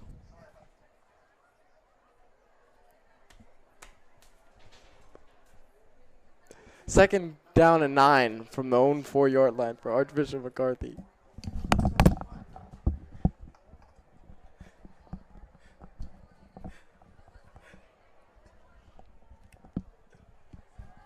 Here's McCarthy. Able to get the ball off. It's picked off. That's number 15, Stefan Borrero. A huge interception. The defensive line got the pressure, and the quarterback threw it right to Stefan Borrero. They're going crazy on the field. Red zone start for Belen. They were backed up in their own territory, decided to throw the ball. Risky play, and it's intercepted. He came off the post route. What a play. First down, Belen. If they can get 2 touchdowns here to start this half, they will be looking very, very good. And we'll make it a touchdown here makes it a 26-point game. And by then, I think you pretty much have it sealed, as crazy as it sounds, with this much time left. Just what a huge play by a Belen defense that has stepped up all night. I don't know about it being completely sealed, but it's 25-6, and the Wolverines have another chance to extend their lead to 32-6. We should get technical difficulties more often. Yeah, I mean, I think it really helped with that interception. I think that was the cause. Yeah, me too. I agree with you on that. Hands it off to Anthony Rubio. Had a quiet night. I'd like to see them get him in space a little more. Yeah, I mean, you've already used Kamani Alexander. He's had a fantastic night. Had that huge touchdown. And now I wouldn't be surprised if they start utilizing Anthony Rubio's speed and shiftiness a bit more, along with Marky Ruiz, the backup running back. Yeah, they keep running him up the middle. I'd like to see maybe like a screen pass to get him out of space with the kind of elusiveness and speed he has. Yeah, Ruiz doesn't seem the kind of guy that you would send up the middle with a bunch of defensive linemen, offensive linemen just crowding you. He's not a huge running back, but he's very shifty and fast. Yanis hands it off to Rubio. Cuts up. And, oh, he almost broke free for a touchdown, but a nice tackle there by number 2. Saved the touchdown. I think me and Coach Potts are on the same page because just as we said that, they ran a stretch outside to get Rubio in space, and he was one tackle away, one ankle tackle away from getting a touchdown. But the guy who made the tackle, free safety, number 2, is down on the play. Yeah, now if I was calling plays for the Wolverines, I would definitely run the ball outside more. I mean, that's what these running backs are best at. Kamani Alexander, Anthony Rubio, and Marky Reese. All of them. If you run them to the outside, it's just deadly and hard to stop. Good news, the way they're stretching out number 2's leg, I'm guessing cramps. Yeah, he had a nice tackle there. Really a huge tackle because Rubio with that kind of speed, I mean, he had that defense beat. He made a good read on the hole to the outside and just got ankle tackled. We would have been celebrating an extension of that touchdown streak for Rubio. Yeah, really nice tackle there. And we're going to get an injury timeout here.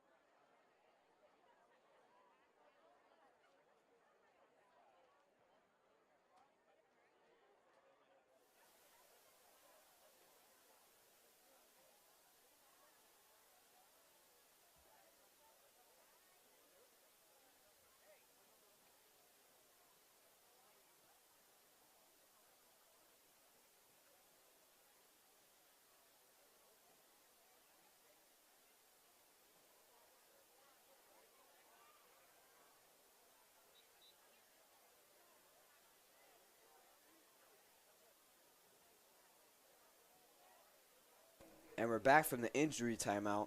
Player was able to walk off the field. Yeah, I think if I had to guess it was cramps, he'd probably be back in soon. And the Wolverines are going to stretch this lead out a bit more. Important 3rd down and 4. He had his hands the ball up the middle. Stuffed out the line for Bo Humphrey. Let's see if they send out the field goal unit here, but that's a very good kicker. Looks like they are going to send out the field goal unit. That's coming off of a 46-yarder. That's very long for a high school kicker. He's 2 for 2 tonight. It's great to have a dependable kicker on this team. Yeah, this is a shorter kick. I believe it's from the hash, so this is a tough kick to make. 32 yards, right hash. Got to play it. You don't want to push this one to the right or hook it too far to the left. Tough kick. Got to worry about the snap and the hold. They need to get that down.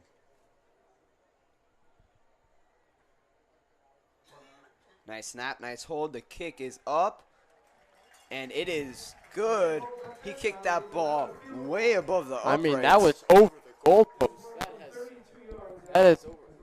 That has over 50 yards of distance, most likely. I mean, I really would like to see him try a longer one, not for team reasons, just out of pure selfishness and liking to watch kickers. But that's a great kick, and that puts him at 3 for 3 for the day. Would have loved to see a touchdown for the Belen offense, but you'll take that result. You'll take points every single time. So nice kick there from Beteta. 3 for 3 on the night. Would have a few fantasy points there if he was in the NFL. Well, doing the math, he has 2 field goals of under 30 yards and 1 of over 40 yards, so he'd have 10 fantasy points. That's really good for a kicker. Could have 12, though. That's step extra points. That's above average. That is definitely above average. Greg Zerline has actually gotten more than that in both of my fantasy weeks. Nice. I have Daniel Carson, by the way, who's actually the #1 kicker in fantasy football. Way to show off. Yeah, no, it's just I'm that good at fantasy football. Speaking of Beteta, and speaking of kickers, he comes back out for the kickoff as he looks to boot another one into the end zone. Yeah, a few touchbacks on the night, and he may be Belen's best player tonight. Yeah, I mean, this is one of the most important positions, field goals. I mean, if he never made the field goals, we would still be at 25 points. We'd have like roughly around 22 points. We'd have 19. He's made 3 field goals. 19 points, yeah, that's correct. And it is 28-6 as Belen kicks off with 8 minutes left in the third quarter. And And that ball, will it go out of bounds? It did go out of bounds. Man, I really think we jinxed Beteta. We have a thing just for jinxing this team. We praise Kamani, he fumbles. We praise Beteta, he kicks it out of bounds. Yeah, I think we need to stop, giving an extra amount of praise to some of these guys. Just tone it down a bit. And that penalty will bring Archbishop McCarthy, I believe, out to the 35-yard line, which is some of the best field position they've had all day. Let's see if this offense can do anything, considering they haven't scored yet, with the only touchdown being a fumble return touchdown. And I feel like we haven't seen much of the defense this half. They had that pick. They were only out for a few plays. Yeah, really, they were out there for 2 plays before Stephen Borrero made that great interception.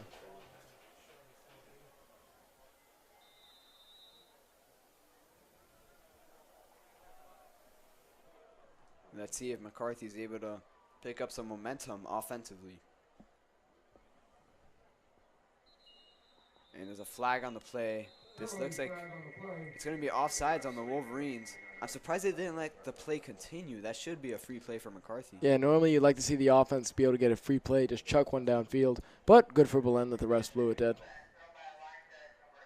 I'm willing to accept it. Not that many penalties have been called on this defense so far. They've had a very disciplined night. So 1st and 5 for McCarthy.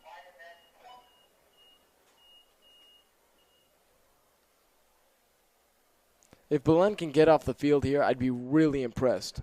They have 3 downs to pick up 5 yards. Normally that'll get done. So let's see if this Belen front 7 is up to the test.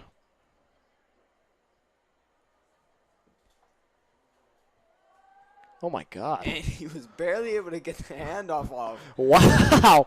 That was some of the most insane defensive penetration I've ever seen.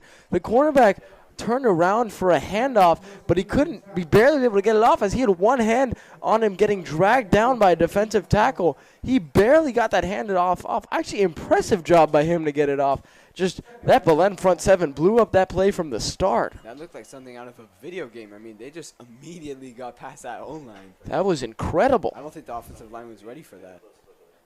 You think it could have been an early snap? Because, I mean, he was right there. I mean, half that line was already past the line of scrimmage. It must have just been a great win by the Belen defensive tackle. Spectacular play, and 2nd and 5.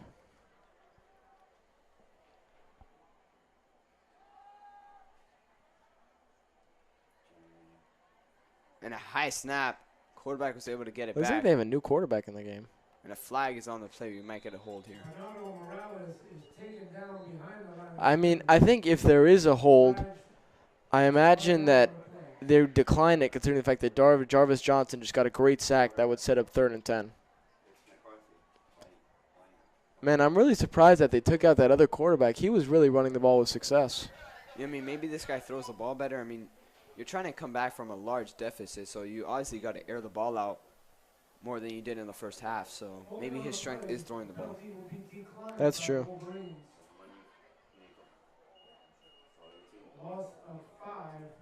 Loss of 5 as they will decline the holding penalty, giving Jarvis Johnson his first sack on the day. Great to see him get that number. And now it's 3rd and 10. We have 6 minutes and 30 seconds remaining in the 3rd quarter. Out of the huddle comes Archbishop McCarthy. 3rd and long.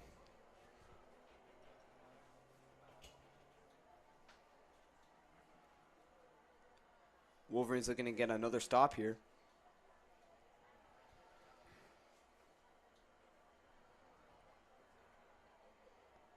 He's a snap and shotgun formation. 19 feels the pressure. That has to be a hold. And he is sacked, and the Wolverines, there's no need to accept that hold. A huge sack. Whether they threw the holding penalty or not, I no longer care. Back-to-back sacks for the Belen defense. How impressive is it? This sums up their play the whole night. This drive started on a 1st and 5 due to offsides. It ends on a 4th and 18. Not only do they not give up the first down like I was requesting, they gave up negative 13. They didn't give up any yards. They sent them back 13 yards. I'm so impressed by the Belen front 7. 2 sacks and 1 play where they almost sacked the quarterback on a handoff. They are playing out of their minds tonight. Yeah, his defense is just spectacular. Too much for McCarthy to handle. And out is Nico Vieto for the punt.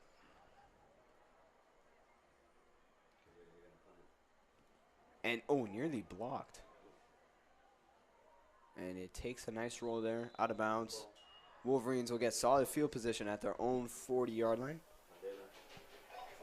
Let's see the offense capitalize here. Like last drive, they got great starting field position at the opposing 20-yard line, but they were only able to get a field goal, went 3 and out. So you'd like to see the offense get something going, even if it won't matter as much in this game, just to get those future reps. I wonder if they just hand the ball off to Kumani every time. I feel like every single time it's a great play. No, I don't want to say that because he might fumble again now that I did say that, but I feel like every time he gets the ball, it has a chance to be a special player, one that goes for a touchdown. Yeah, let's stop the jinxing, especially since we want a blowout game here for Belen.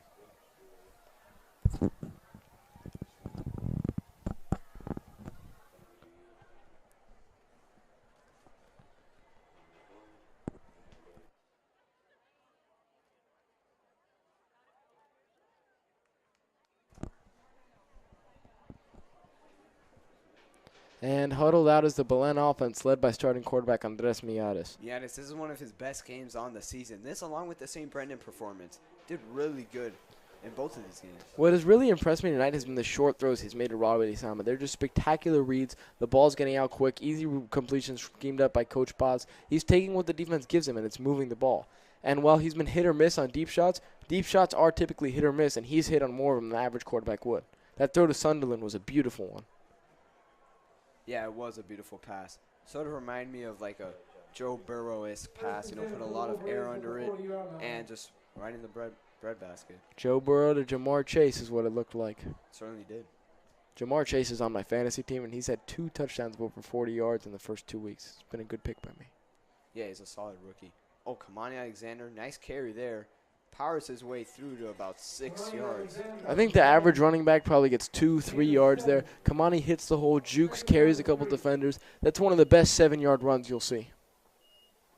And it's just keeping Belen ahead of the sticks. You don't want this team who likes to lean on their running offense, though we've seen a lot of passing today. You don't want to see this team get stuck behind the chains and be forced to be almost one-dimensional. And those 7-yard gains make sure that doesn't happen. And there's something about this Belen coaching staff with their running backs. They do a phenomenal job of developing them to the point where they get a lot of yards after contact, just like that, as Kamani Alexander moves the sticks, running through a player. He just bulldozed over him. Normally in a 1v2, you take the 2.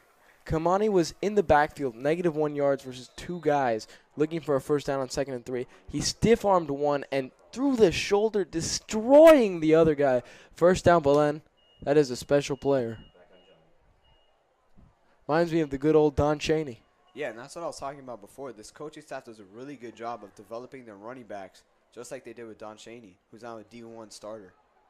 Here's Anthony Rubio. Oh, nice move there. There goes Anthony Rubio off to the races. He's got the speed, and that's a touchdown, Anthony Rubio. Touchdown, bud. What did I say? Get him the ball in space, and he will make things happen. Since I said that, 2 touches, both in space. They give him a jet sweep to the outside, and look how that run started going to the left side of the field and ended at the right corner. He made multiple cutbacks, multiple jukes. He was faster than every other single player on the field. Bad angles, great running. Touchdown, Belen. Anthony Rubio has elite vision, and he just saw a hole in the defense, cut right into that gap, and just took off. 34-6 lead for Belen. 2 quick touchdowns in this second half. And did you see his speed on that play? I mean, I wish we had like a miles per hour tracker. Yeah. I mean, there was a corner waiting for him right there, and he still beat him to the edge. Once he got going, there was no stopping him with those kind of cuts in the open field. Good downfield blocking, and that's a touchdown. Great execution. Extra point is up and good. Beteta, Rubio, Alexander, great nights for all 3. Combined on that drive to make it a 35-6 Belen lead. The run game is thriving, and I'm sure these coaches are loving it. They're going to have fun at practice upcoming week. Let me tell you, it was 18-6 in the first half, and I think we probably expected a little more out of that Belen team. I mean, they were playing well, but we kind of predicted like a blowout. This second half is 17-0, 9 minutes in. This is the blowout we were looking for, 35-6. Yeah, and this is based off the run game. This second half, we really haven't seen much passing. It's just the run game. I mean, how incredible was that run by Rubio? Yeah, that was a really good run. Him and Alexander, those are some of the better runs of the night. Which one you taking, Rubio or Alexander? That's tough. Both had really nice runs. Alexander, I mean, the fact that he was stumbling for like 10 yards and still scored is amazing to me. But I'm not taking any credit away from Rubio. That was a really nice touchdown. They're both on par with each other. Yeah, they were both great. They actually both kind of reminded me of former UF receiver Kadarius Toney. As Kadarius Toney one time had a play where he stumbled 10 yards and stood up and ran for another 40. And then Rubio showed me the kind of elusive moves he had in the field. So just that's a 1-2 punch at running back where if you get him to the outside, there aren't many players on this Archbishop McCarthy team that are going to end up actually tackling them. Yeah, I'm so surprised by the speed of both running backs. I mean, how did they even beat the defenders there? I mean, it looked like the safety or the corner had a Rubio had a corner standing at the 10-yard line. He looked like he made the corner look like Gronkowski on the Miami Miracle, where the corner tried to get to the edge and Rubio was just too fast. And the kick from Beteta. This time it's not muffed. Oh, he takes a big hit. Oh, he's still up. Oh, and there he goes. He's off to the races. He's got Beteta in front of him. He doesn't come up with a tackle. He might take this one all the way. Oh, he's up. Oh, my God, what a tackle. Marky Ruiz with a huge tackle, the running back. That is a senior play right there by Marky Ruiz. The kick returner had the whole team beat. If Marky Ruiz didn't trip him from the ankle there, that's an easy touchdown. But he just taps the back of his leg, and that makes the kick returner go flying. Bad coverage by pretty much everybody else, but great coverage by Marky Ruiz, and that's why they love him so much. He's a senior, and he does senior things. That's a hustle play that a lot of players wouldn't have made. Yeah, it looked like he was going to score on that play, but he just tripped up my shoelaces. Maybe Marky Ruiz should play some defense. Yeah, I mean, we've seen a few offensive players like Stefan Borrero play on both sides of the ball. Wouldn't mind seeing Marky maybe as a corner. He's a little undersized, but wouldn't mind that. What a tackle. Let's see if they can force a turnover here. Pick six would be cool. 3 minutes and 22 seconds. Yeah, it would be. Oh, and there's Gavin Marcelin. Oh, my goodness. What a hit. Number 28, Lucas Amaya. My Lord. Lucas Amaya is known as a strong player, big hitter, and wow. I mean, I played in my 6th grade days, and Lucas Amaya was our best player at running back. He'd be running dudes over, and it looked a lot like that. He read that pass perfectly, and he decked the guy. Wow. Laid him flat on his back. I think I saw his soul leave his body on that play. What a tackle by Lucas Amaya. That's the kind of play that a strong safety makes. They diagnose the play, they get into that backfield, and he just killed the man. By the way, you mentioned you played football back in 6th grade. I mean, that was a long time ago, but were you any good? No. You were not. I was not. The whole team was really bad. We went 0-6. Did you have a fumble on the only play of your career? I did not touch that ball. That was Lucas Suarez's fumble. We gave mutual blame on that to the offensive line. I feel like that might have been more on you. It was not on me. And there's Gavin Marcelin. Oh, pick the ball up! There he goes! He's out to the races! Is he going to get chased down here? Oh! Huge fumble recovery. Gavin Marcelin with the strip. What a play. This Belen team is on fire in the second half. First, Gavin Marcelin comes in there. No problem. He kills the quarterback and just strips out of his hand. Looks like the quarterback almost tried another one of those shovel passes. And then number 33, Chanley Pierre, the freshman, comes running in and grabs the ball. I wish he could have taken that one for a touchdown, but he was just chased down by the wide receiver. Man, this Belen defense came to play. And we were talking about a turnover happening, and it did happen. Huge turnover on the Wolverines. I mean, you're going for a touchdown right now. I say hit him with a deep shot, man. Yeah, you got to play off this momentum. The way this defense has been playing, even the way this offense has been playing, take it right to him and score that touchdown. Yeah, just bury this game. Man, this team has been dominant in the second half. 17-0. Just an explosive defensive game, and the offense has been capitalizing off of Archbishop McCarthy's mistakes. Great game. I'd love to see him take a deep shot to Lisama here. Oh, they're going to throw it. Hits number 20. The short pass. There he goes. He's got a chance. And Oh! touchdown. That's the sophomore running back, Christian Soto. And oh my Lord, a great block downfield from Nico Vieto to free up the last defender. He took the short pass, broke a tackle, broke another tackle. That's another touchdown, one play. Belen is hitting him with big play after big play. Just a great read by Mieres on the wheel out of the backfield. And that one was not getting stopped. What a play. Nico Vieto with a huge downfield block to allow that touchdown to score. And man, 23-0, hopefully 24 pending this extra point. What a second half. Christian Soto just broke free there, broke that tackle. I didn't think he was getting past that tackle, being completely honest. Imagine that. That's the fourth string running back. Yeah, and they're getting all of them involved. I mean, I wouldn't be surprised to see Christian Soto now getting more involved in future games. I mean, that's 3 running backs with a touchdown of over 30 yards today. There's just nothing not to like with that room. They're explosive, they're dynamic, and the extra point by Beteta makes it a 42-6 game. Just what happened to this Belen offense at halftime? And they have 24 points. That's 3 touchdowns. And their defense, like, this is crazy. And with 1 minute and 40 seconds left in the third quarter, with the game being over a 35-point differential, we have hit a running clock. Wow. This is a spectacular game. Man, this third quarter has been awesome. I mean, when was the last time we saw the Belen offense this explosive? My question is, how did Christian Soto not get tackled on that play, or at least get pushed out of bounds? Because the corner had a nice angle on him. It looked like he was going to be able to at least push him out of bounds. Christian Soto made a nice move and just went into the end zone. First, he juked the linebacker. That's a mismatch every single time. Yeah. Then there was a corner and a safety down there. Nico Vieto put a strong block on the safety to put Christian Soto in that one-on-one situation against the corner, and he tried to make an ankle tackle. That's not going to work. He stumbled through it. 35-yard touchdown. They're on fire. This offense cannot be stopped right now. Yeah, great play by Christian Soto, and the Wolverines defense is going to have another chance to force a turnover now. Man, they've been so close to scoring a touchdown a couple times. I'd like to see him get one. Yeah, I want like a pick 6 or a fumble 6. Just Chanley Pierre was close on that fumble return. Yeah, I thought he was taking that one to the crib. And here comes the kick. Beteta hoping for another touchback. He has 2 or 3 on the day. Nice kick from Beteta there, and that's another touchback. Great day for the kicker. No misses in the kicking game, and a lot of touchbacks on the kick-off game. Perfect day for a kicker. And we will wind down the third quarter. 3, 2, 1. That will be the end of the third, and we'll see you at the beginning of the fourth quarter.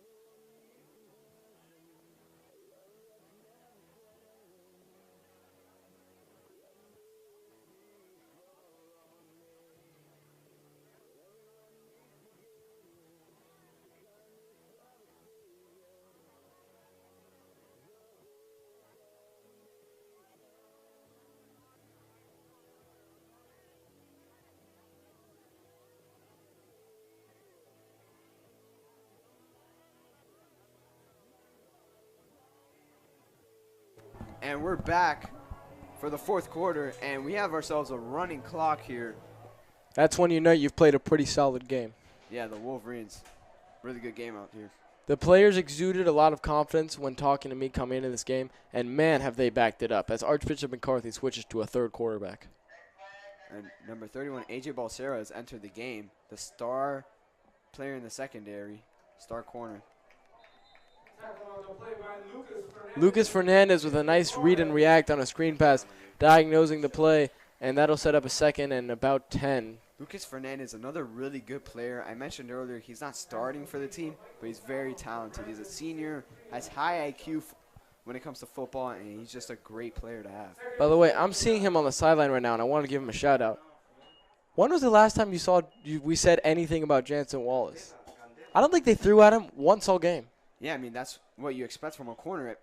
You said it earlier. When you don't say anything about corner, that's a good thing. Yeah, that's when you know he's having a spectacular They haven't game. thrown the ball. It's like Xavier Howard. They haven't thrown the ball at him once. I don't think they've seen the ball. I don't think I've seen the ball go his way one time. Just locked down in coverage all night. That's your number one guy right there, and he's living up to it. I think they're third-string quarterbacks in the game. And this pass is caught. Nice route from number 17. Really good throw on the post route. Just beat Lucas Fernandez, who's not in too bad coverage, but he put the throw in the perfect spot, low to the ground where only the receiver could get it. That's probably the best throw we've seen all night from an Archbishop McCarthy quarterback. Yeah, and that's one of their bigger gains on one of their passing plays. This new quarterback is number 4, Jesse Mendizabal, a senior. McCarthy just trying to get everybody involved now as they're getting blown out 42-6. 10 minutes remaining. A lot of guys in on the Belen team, too. A lot of backups.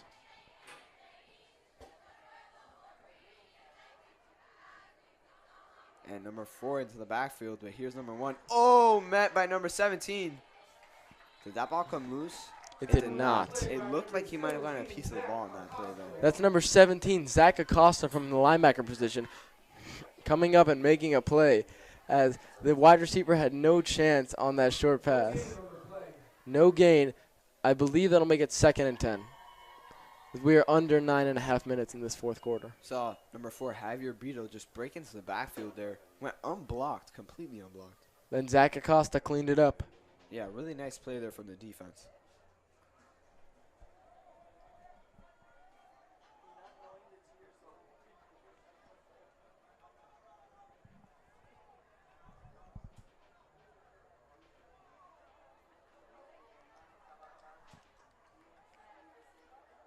Gonna throw here.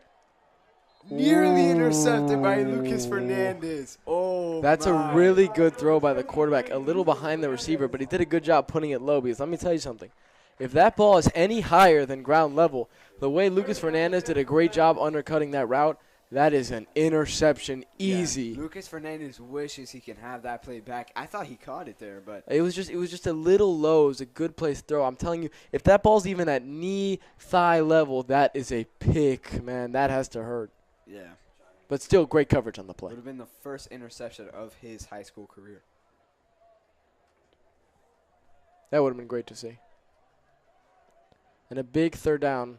You know, you like to see these Belen backups be able to get off the field and get a nice stop. There's a running back. It's a surprising call to me. On 3rd and 10, this new quarterback has shown some good abilities throwing the ball. I wonder if Archbishop McCarthy is just kind of packing this one up because they kind of realize that it's not looking too good for them.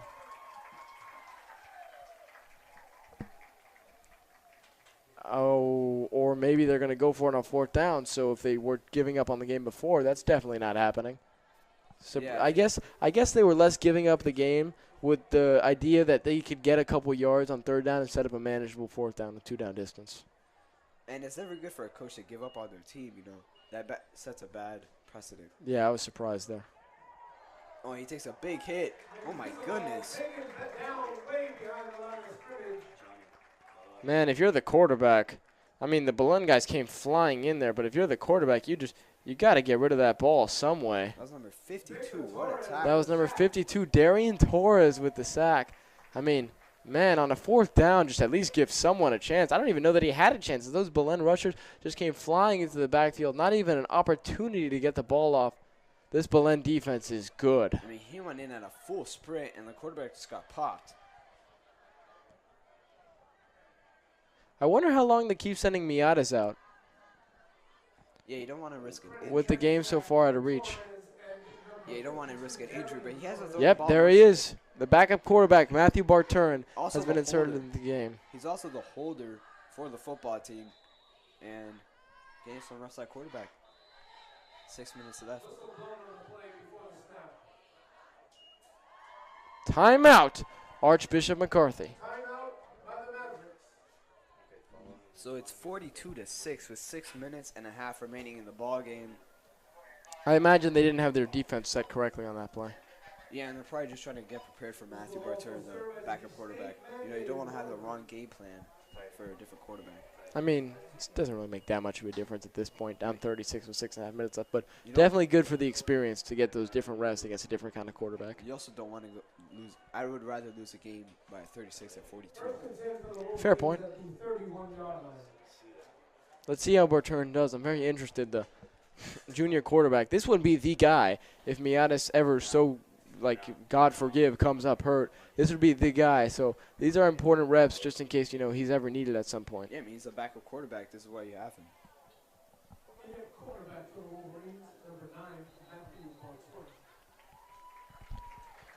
Going out there with him are running back Bo Humphrey, wide receiver Nico Smith, and wide receiver Zach Sunderland. He's had a big game today as one of Andres Miatis' top targets.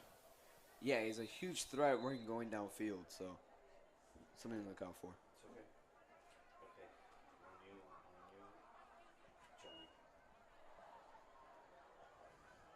Here's a pass. Oh, it's caught by Humphrey. Wow, Matthew Barturn working his magic, rolling outside of the pocket.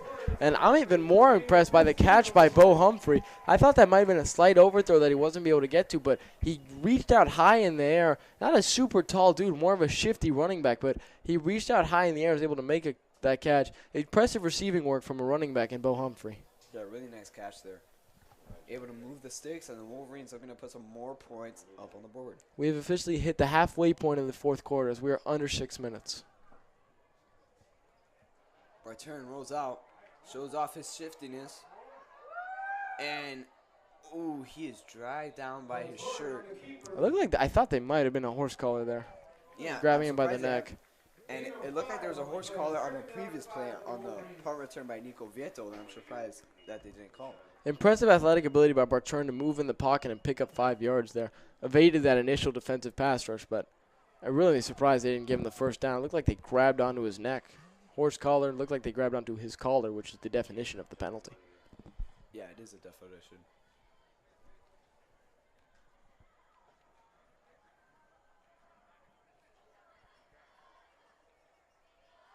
And Barturn rolls out, hits Humphrey, and he is taken down for pick up of a few yards. That's one of the most impressive things a quarterback can do. They take the play action, and to make a throw as a right-handed guy running to your left, there are a couple important points. And what he did that stood out to me was he set his feet to make the throw. That's a fundamental that can get overlooked at a lot of times. Making a throw running to your opposite hand is a very difficult play. Good hookup to Bo Humphrey, making it a first down. So that moves the sticks for the Wolverines. You'd like to see Matthew Barturn get a touchdown pass here. It would be cool for him. And he throws it nearly intercepted. That was dangerous. Looked like he read the one-on-one slant, but he didn't really see the safety coming over the top, which could have made that an interception. Good play by the safety to come all the way across the field. Not a bad throw by Barturn, but one you'd probably rather not see. Yeah, it was a dangerous throw. So it's 2nd and goal from the 7, under 4 minutes here in this fourth quarter. I think the coaching staff agrees with me that they'd like to see Barturn get a touchdown for all the hard work he puts in, both in practice and as the holder. And he's got his chance right here laid out in front of him.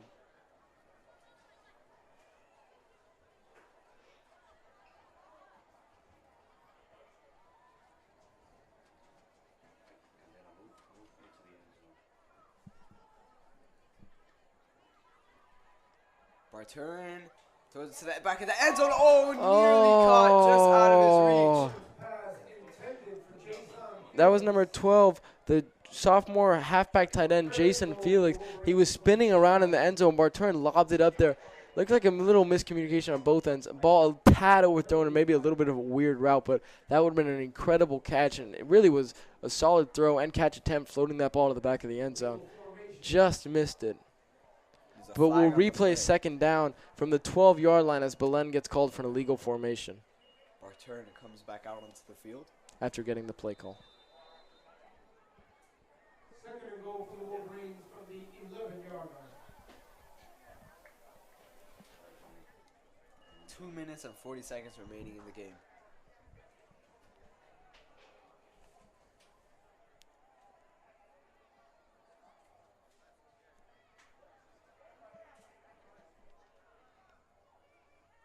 Barturn under center.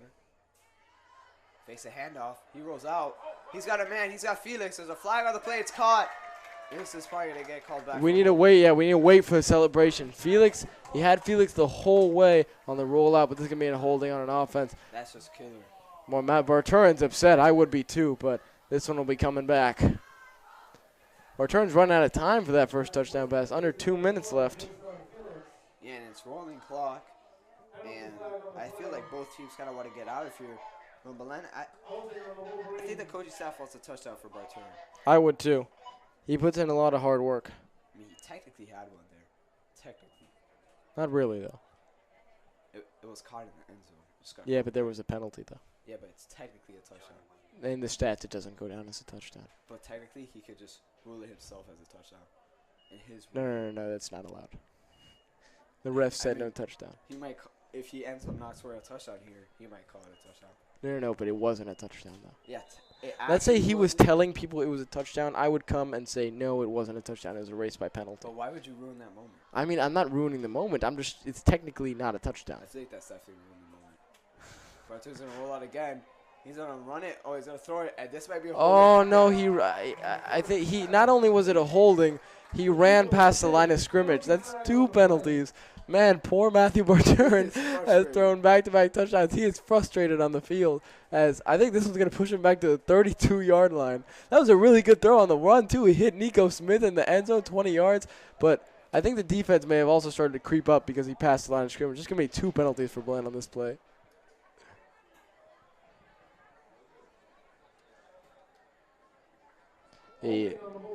You probably like a little better awareness than throwing the ball past the line of scrimmage. That could also be called. He could say he threw 2 touchdowns, though. No, he can't, especially if they happen on back-to-back plays, because the second one wouldn't have happened without the first one being called back. He can still count it himself. Like, if he's talking to a stranger and he's introducing himself, he can say, I threw 2 touchdowns for Belen Jesuit. But he didn't. He technically did. No, that's it. If anything, he technically didn't. It's the other way around. It's a touchdown.